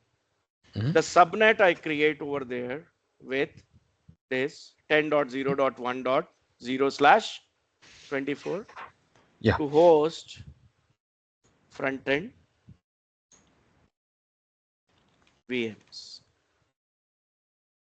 Or else I can onboard the web application service also directly over here, right? hmm With a private endpoint. Then there comes app layer, business logic layer, maybe API layer, you can say. hmm I create a separate subnet for that for Subnet for that, security of reasons. course. Of course. Why separate subnet is because if someone hacks into my application network, web application network, They should don't not have be access able there. to get the access to the API layer. Yep. So that's how the security comes in, right? hmm Makes sense. Host application logic or APIs, hmm right?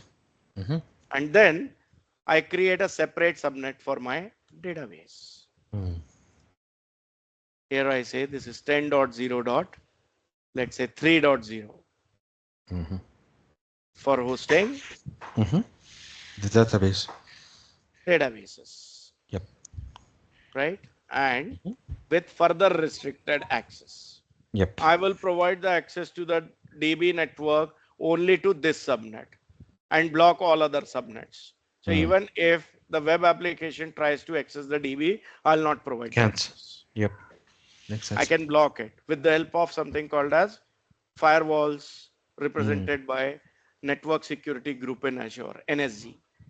hmm You might have deployed already, right? NSG and all that when working with VMs, right? So now you understand exactly what is the need, correct? Yep. Makes sense. Okay. So that's all about the virtual networking, the Mhm. key concepts. Now moving on to our next part, that is key principles of event driven architecture. And this is super important. Reason Mm. is this is the main agenda of the entire program, right? Of course. Right. Yep. So what all principles come under the event driven architecture? The first one which comes is event producer, or what we also call as event source, Mm. someone who produces the event or Of course. publishes the event. Yep. And then comes its subscriber. Yep. So can I say event subscriber or event consumer? Mm-hmm. Producers or publisher, Mm-hmm. and consumers or subscribers. Subscribers. So it depends. If I'm using the term producer, then it should be consumer here.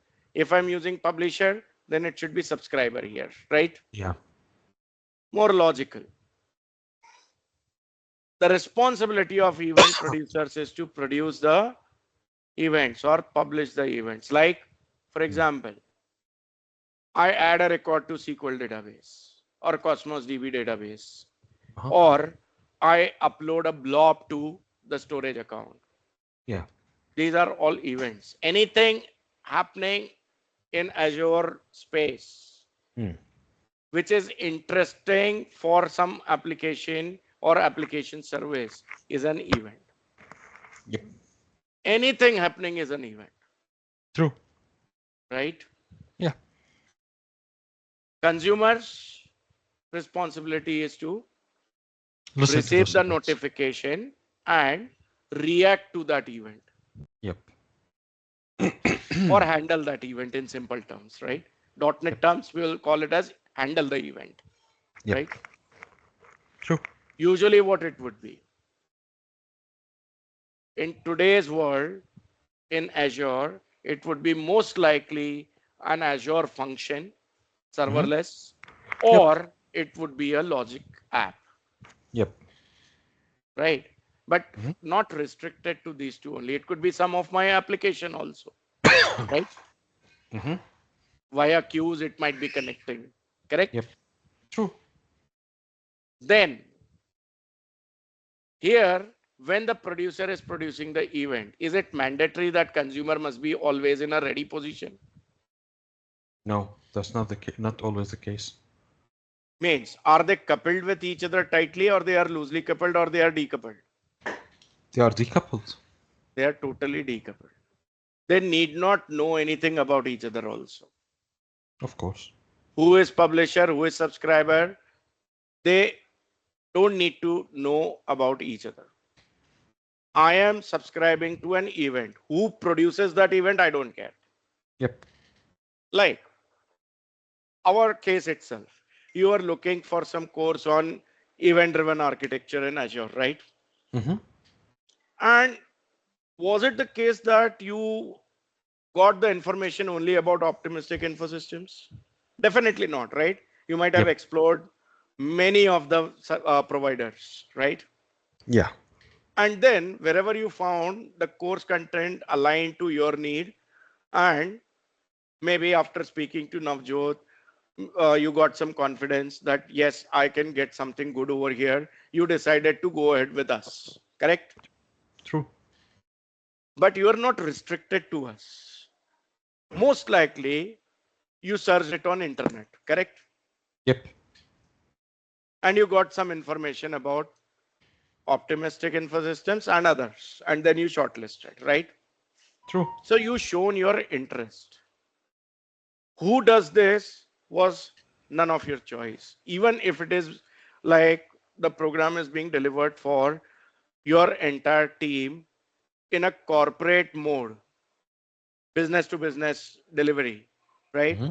That time also your learning and development department would have decided where to go ahead with.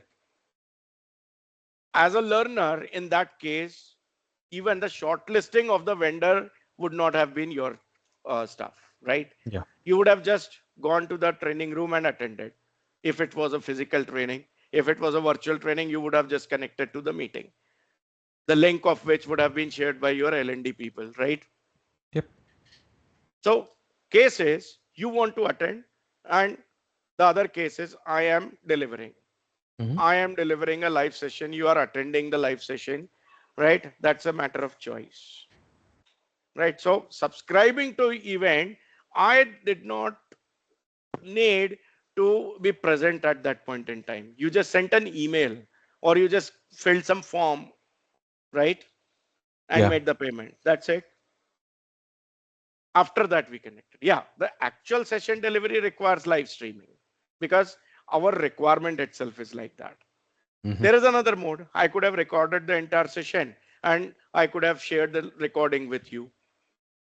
That is one option. I'm not saying I will do that. I'm just Hmm. saying that is also one of the Yeah. option, right? Yep. True. For some of the topics where, discussion is not needed, maybe if time doesn't permit us to connect at the same time, maybe for a session or two, we can use that also later on. Or else post training, if you need some more support on some topic and I'm not available, I can record a session and I can share that with you. Correct? So we Yes. need not be connected all the time in that case, in that mode, right? That's what the event driven architecture in Azure is built on. Hmm. Producer and the consumer is totally decoupled. Right. One more case I'll give you. Though the session is live, we both are connected. Hmm. Tomorrow or maybe next week, if something goes wrong and I fall ill, that doesn't mean session has to be cancelled. Your time is also important. What Navjot can do, can arrange another trainer for that particular session when I'm not available. And your session just goes ahead. How to Decoupling. synchronize with that trainer, that is my headache. Offline, I will connect, I will give the handover, and the trainer connects with you, conducts the session, and then comes back to me and says that, okay, these are the things I discussed and I conducted. So Yeah. that the next session, when I'm back, I am in synchronization completely, right? Hmm. Hmm. So that is total offline thing, right? You Yep. actually need not worry whether it is Saket Karnik delivering or someone else delivering. For you, Hmm. what is important? The content being delivered, correct? Yes. Whoever delivers it. As far as it is going aligned with your requirement, you are good. Correct? Yes. You will have a problem when it is not going as per your need. Correct? True. Okay. So that's something where we use the term called as brokered architecture. But say Mm. you and me in that case also would be connected via some medium or mediator. Who is Mm. that in our case?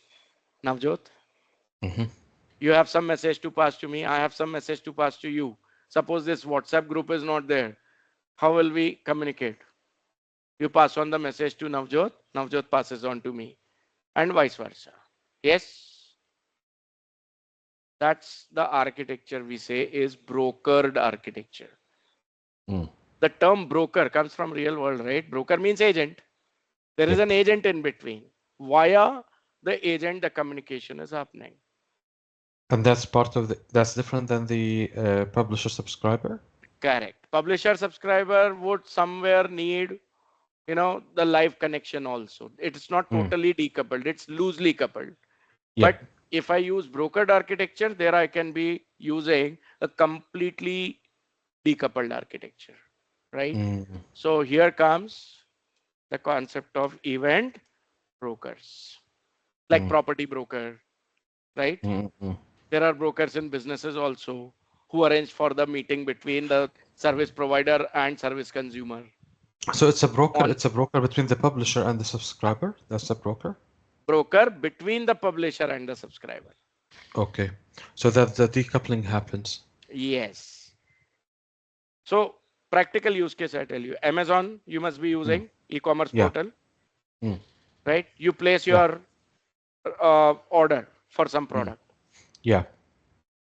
Is Amazon responsible for selling that product to you? Yes. No. Amazon is just a medium. Oh, You okay. place the order via their portal. The Mm-mm-mm.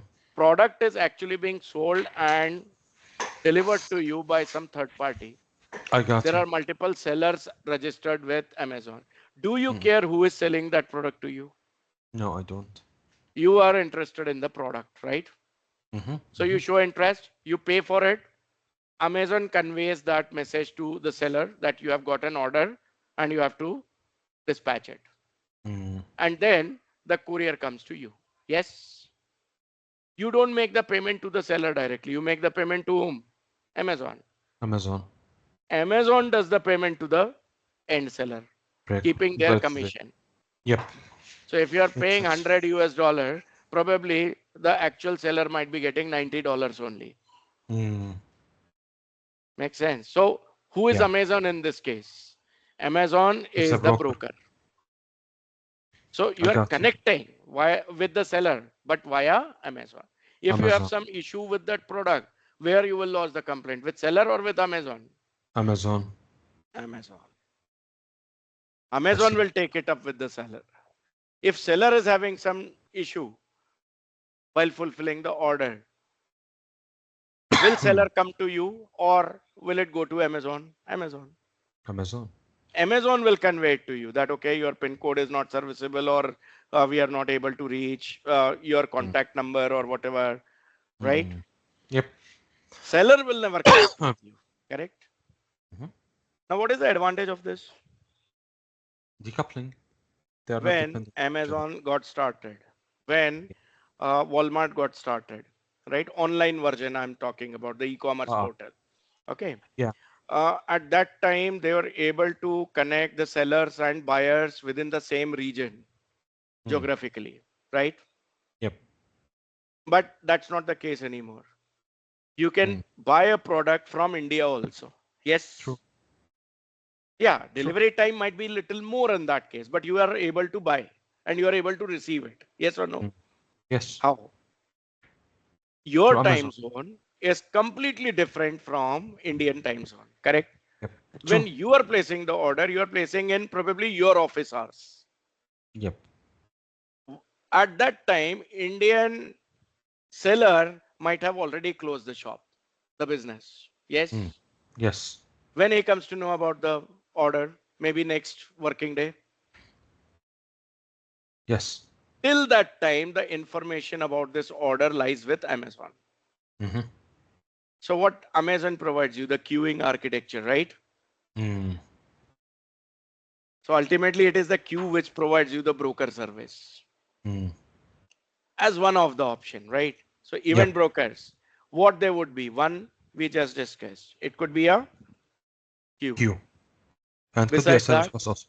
specifically if I talk about Azure, we do have event grid also Good. And and okay. Service event bus. hub also. Yeah, Ah. so queue predominantly comes from service bus. So I can say it's service bus queue. Subscription. That's what I mean. Topic and subscription. Yes, That's what I yes. meant. Yeah. That's additional. Sorry. Queue Yeah. or topics and subscriptions. Yep. There are two types of queues available here, Ah, I right? get you. Yep. So normal queues and then topics and subscription queues also, Yes. which Yes. come with the pub sub architecture Yep. within event driven scenario as well. Mm. Only those messages are delivered over the queue which I'm subscribed to. Yep. So I get both advantages of broker service, means decoupled, and loosely coupled service also, right? Mm-hmm. True. Now, use case, if I talk about for service bus or topics and subscriptions, overall service bus, it is used for enterprise grade messaging with queues or topics for ordered delivery, means first come, first serve, right? That's a Q. First in, Yep. first out. That's the Yep. typical queue behavior. Yep. Event grid is used for high performance event routing for Mm. the system and custom events. Event Hub is used for mainly the big data streaming platforms like telemetry or log streaming. In case of Event log hub. analytics, data analytics, or Mm. Internet of Things kind of scenarios, I right? got you. So it's for big data. It's for big Yes. events. or Yes. maybe In short, whenever ah there is a huge volume of incoming messages, huge volume. Okay. very, very huge and very fast, Mm. rapid messages are coming, and the overall volume is also very huge, Let like me ask you IoT. about yeah. Let me ask you Yeah. about that. Hmm.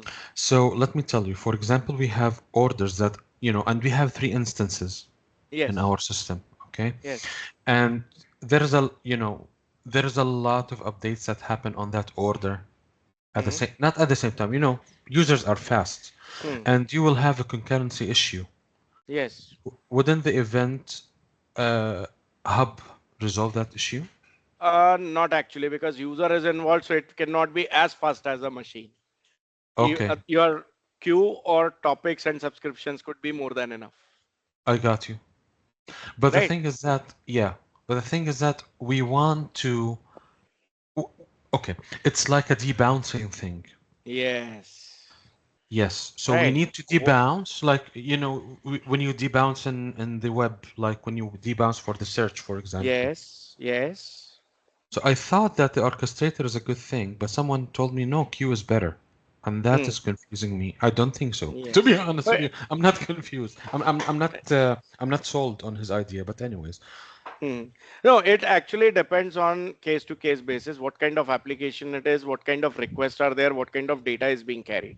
Sometimes, we use the hybrid situation also, Mm, where uh, for heavy ingestion of data, we use the event, I mean service bus queue or topics, mm-mm. and the processor of it we create as a logic app or a function app. Okay. So Okay. hybrid situations are also there. It is not like hard and fast that you have to use this or use this. No, no, I'm What telling you suits you about the our case. best? Yes. I'm talking about our case because what Hmm. happened is that in the queue, okay, so the users are sending those events, for example, and Yes. they are doing document uploads and setting a category. Okay, Yes. that's what they are doing, Right. and that's for our case. And they So stop in and your case, wait. what I understand is number of users may be No, on the higher side. one user only. One user is Okay. working on one Operations order. might be on a higher side in that case, right? What they are doing. Yep. Yes, what they are Right. doing. That's the thing. And your backend logic is taking time to get that processed. No, the thing is that what happened because we had one service bus is that Yes. multiple events were created for that order at the same time, and it caused Yes. multiple, um, like the same operation or the same record has been created on the database. Okay. Mm-hmm. Oh, and the same operation, went multiple times because what we want is that whenever the user is done, Mm-hmm. okay, we want one operation to be launched. Mm-hmm. You get which is pulling to another service and saving to the database, but we know that they are done. That's a case here. So you mean a user doing operation, only Mm. one operation at a time to be allowed, the other operation should be queued. Chain of operations you are looking for, is it? Not a number, not a specific number of operations. They keep working on operations and they stop. Hmm. But we know, Hmm. according to some criteria, that they Hmm. are that they want an output from that operation. Hmm. Okay, Yes. so that's a case. Um, A long running operation is there and user is just waiting for the response, or maybe if it is yep. taking too much of time, they might just go idle or they log out also, but they still need the output, right? Yes. Yes. So They you wait for use the output. notification services also for this. Notifications. Reverse queue you create, response Reverse queue, a response queue. right? Maybe And this why is queue something. is needed for this Mm, purpose is mm. because when your output becomes ready, the client may not be ready anymore. So what you Okay. do, you push your response into the response queue, and whenever a client comes back alive, Yeah. that No. time Oh. the client Mm, application can pull all the messages I got you. containing the responses. Uh-huh. So when the processing finishes, you push it to a queue so that Yes. the queue will handle the publishing to the client. Yes. And So that's a great. No, I'm not talking about that. server can rest assured that my message is definitely going to be delivered, Yep. Yep. right? Yeah. But let me It ask you need not, this. Go yeah, so ahead. it need not wait for the client acknowledging that, okay, the response has been received. Fire Okay. and forget strategy you use. Client is firing and forgetting. Server Mm, also sends the response and forgets. I got you. True. No tracking required Yeah. if queue are But involved. okay. But Classic what I'm. example. Classic Mm, example. Email service, how it works. You have got a query. You have sent an email to me. yeah. I am alive at that time as a Yeah. service provider. I Yeah. start responding to it, but there are multiple things that I need to consider. Maybe Mm, the course outline I need to prepare, which takes an hour or so, right? yeah. Now, you will not be waiting for 1 hour completely, right? Maybe it's the end of the day for you. So you log out and you go back. I Yeah. respond maybe on the same day after 1 hour. You are not available. That's okay. Your Of course. email still stays in the queue, In the what queue. we call as inbox. Yeah. Inbox is a queue only. But there are queues on both ends. When you send email, you are sending the email to request queue. Mm. When I am sending the mail back to you, that email is being sent to the response queue, Let which me is tell you. of yours. What I'm talking about is that when they don't initiate one operation, the user, Yes. the Yes. publisher, does not initiate one operation. They Hmm. initiate multiple operations for a certain Multiple intent, operations. Yes.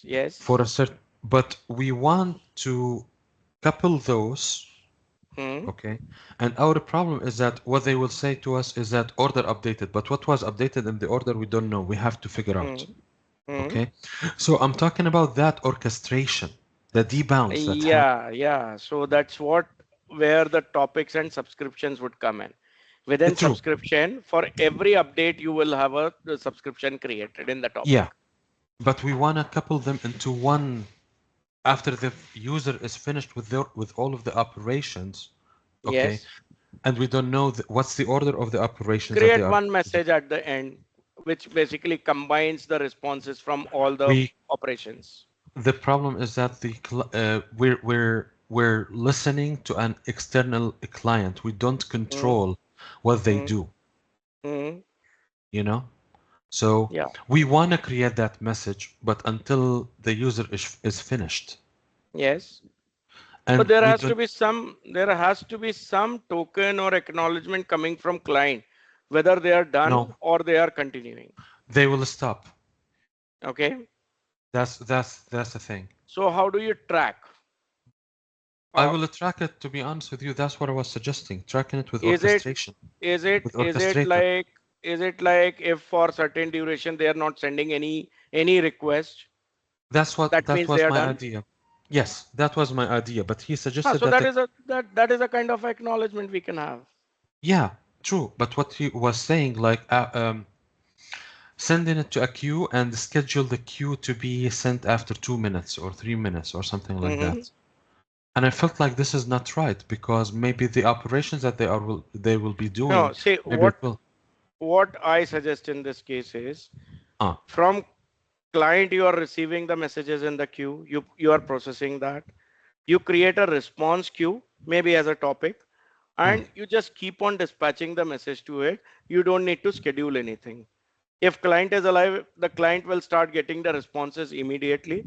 If client is not alive or maybe in idle situation, whenever mm. the client becomes active again, the messages will be pushed back to them.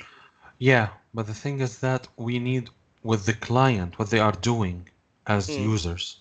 We need Hmm. only one operation. We don't want to respond to to each event that they are sending. We want to Hmm. respond at the end when they are done. Okay. We want Okay. to do our operations when they are done. You Yes. get my So idea? that means there is a considerable pause, right, from their end. Yes. Yes. Yeah. So you can write the logic for that purpose the same way, right, in your orchestration part itself.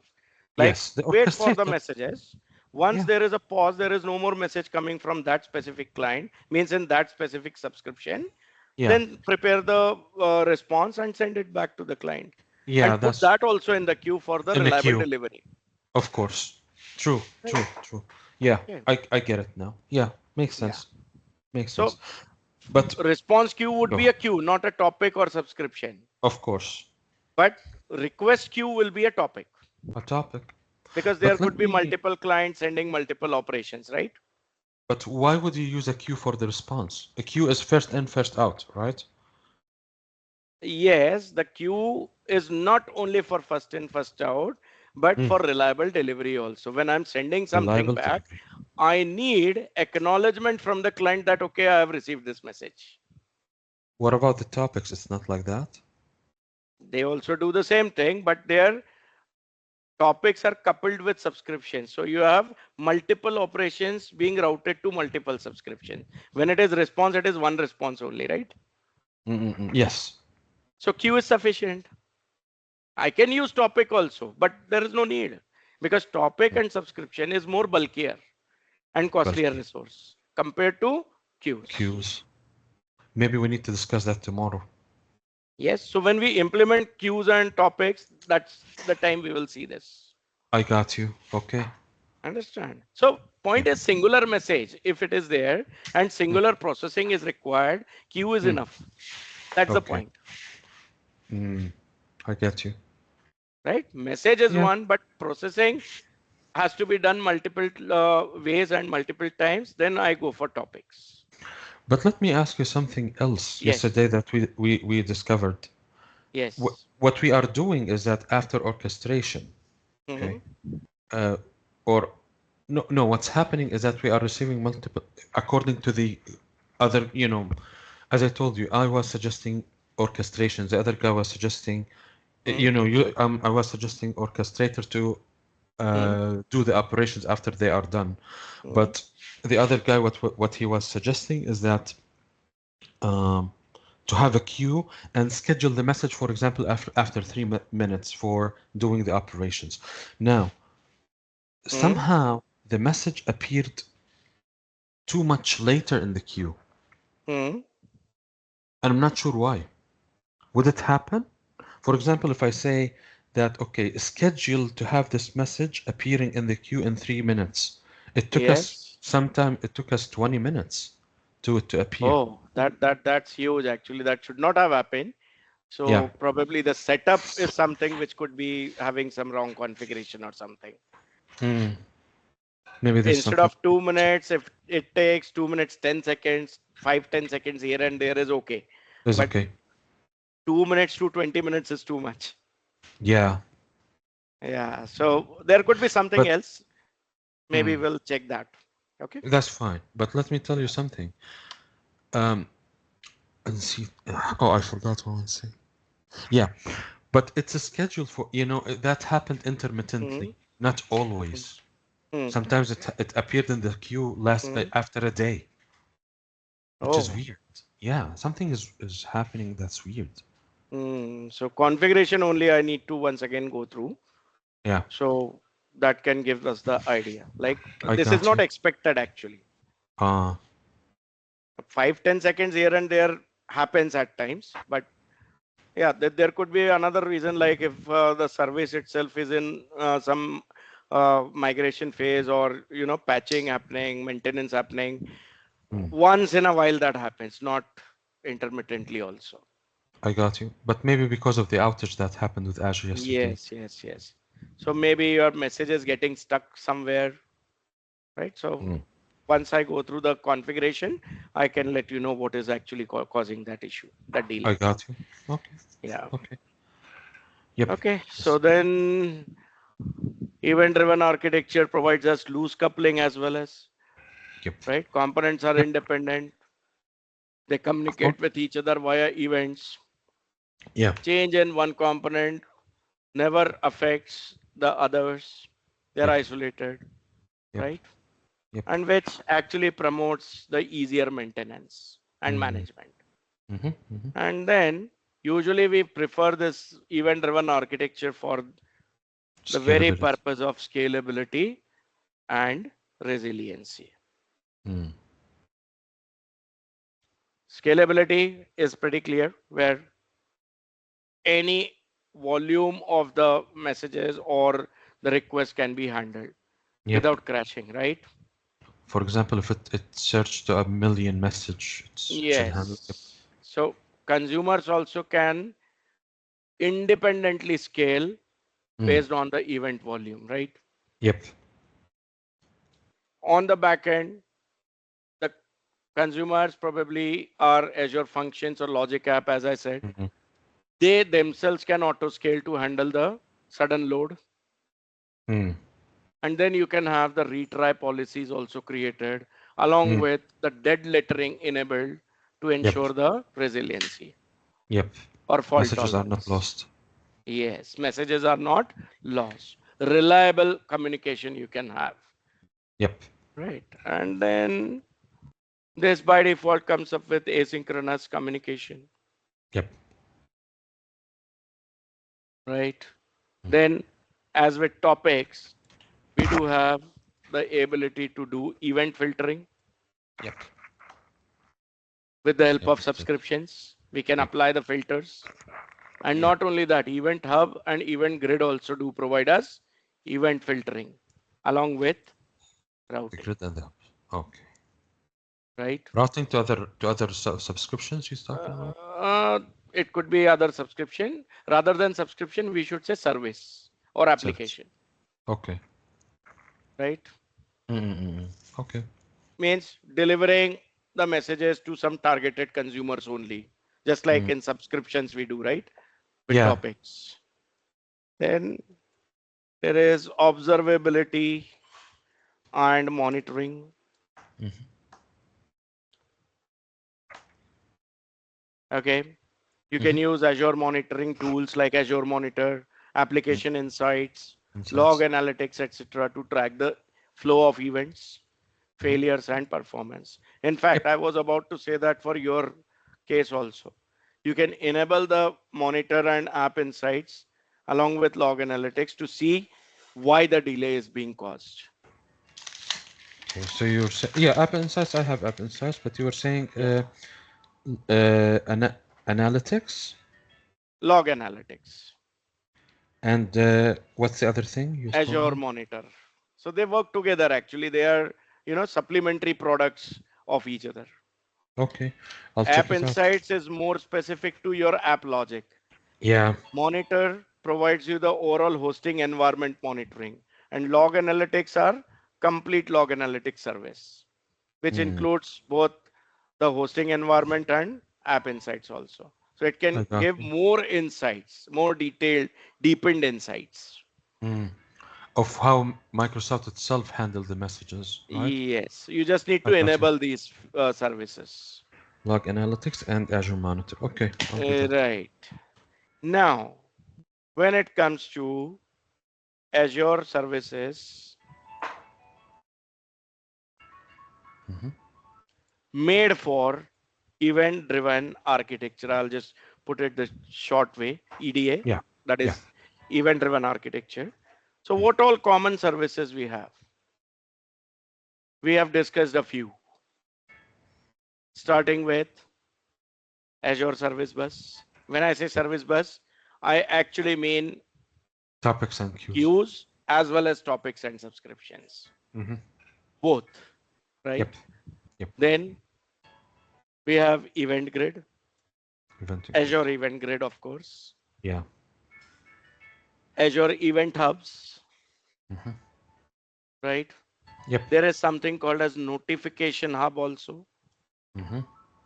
which is more used with IoT kind of applications actually. Oh, okay. Okay, and Yeah. it's a advanced version of Event Hub only. So it's not different. It's more Mm, Event Hub only, more advanced Event Hub. I got you. Understood? Then we Yep. have Azure Functions, as they can handle the events. They Azure. can be acting as a Of subscriber course. Yep. along with Logic Apps, which Logic can apps. provide you the complete, sophisticated, low code orchestrations, Mm, where the Logic app itself can be triggered by events, right? I think, yeah. So let me ask you something. I think Yes. today we said we're having 2 hours, right? Yeah. So in fact, I was just about to say that Yeah. this is a logical end of a topic as well. So I Mm. just wanted to go ahead with these also, but that's okay. We will talk about these things tomorrow. Yep. Partially, we have already discussed about this. Yeah. Little more deep discussion we will have tomorrow on Okay. these. Okay. Okay. So same time, 7 p.m. we will be connecting. Yeah, that works. Okay. Um, I'll do you share want to a connect? separate invite for tomorrow's session. Okay. Cool. Cool. Yeah. I did not mean to stop you like that, to be honest with you. Yeah. I just That's okay. That's okay. I mean, we already I stopped, right? actually We was already planning left. to stop only here. Okay. Uh, so no worries. And I was Good. just waiting for the logical end of the current topic. Okay. That's it. Okay. Okay. That's good. That's good. So I hope Um, you enjoyed the session. If yeah, it any was great. feedback, you just let me know over the WhatsApp chat. Also, you can put the message.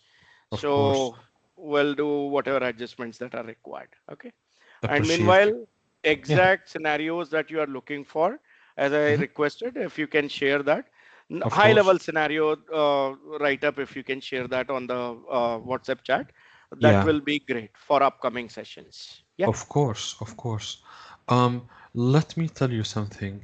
Uh, Yes. tomorrow, can we do it at uh 6 in your time? Uh, If that's possible. If we you can, can't, it's fine. no problem. In fact, that will be Okay. good for me also.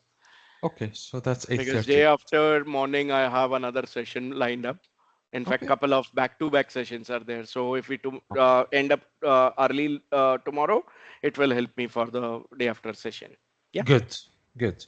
The other thing, could you please just share with me this the transcriptions and the video, the Uh, recording? Yeah, I'll basically ask my colleague Navjot and Preeti to do that because they have the access to the recordings. I Okay. got you. You Okay. will Good. get it. You will get it. Okay. Okay. Cool. Yeah. Cool deal. The link will be there in this meeting's chat also, but because you joined as a guest, maybe it will not give you the access. So whatever needful is required, my team will do that and will get back to you. Okay? Cool. Cool deal. Yeah. Yeah. Bye Cool. bye then. See you tomorrow. See Same you time. tomorrow. Thank you, Saket. Not same time. An Yeah. hour What's ahead. the time at your end right now? It's at 12:05. I think we have 10 Okay. hours and a half of difference. 9.5 hours right now. No, no. Ah, okay. Yeah. Yeah. Tomorrow I think So is going to the be 10 and a daylight half. saving time when starts, probably that time it is 10 and Tomorrow. half. Yeah. Tomorrow it's starting. So yeah, if you send that's why if you send me a calendar invite, it's better because it does the conversions for me and I'll do that. I'll do that. cool. Yeah. Cool deal. Thank All you. right. See you Thank you so tomorrow. Bye much. bye. See you tomorrow. Have a great one. Bye bye.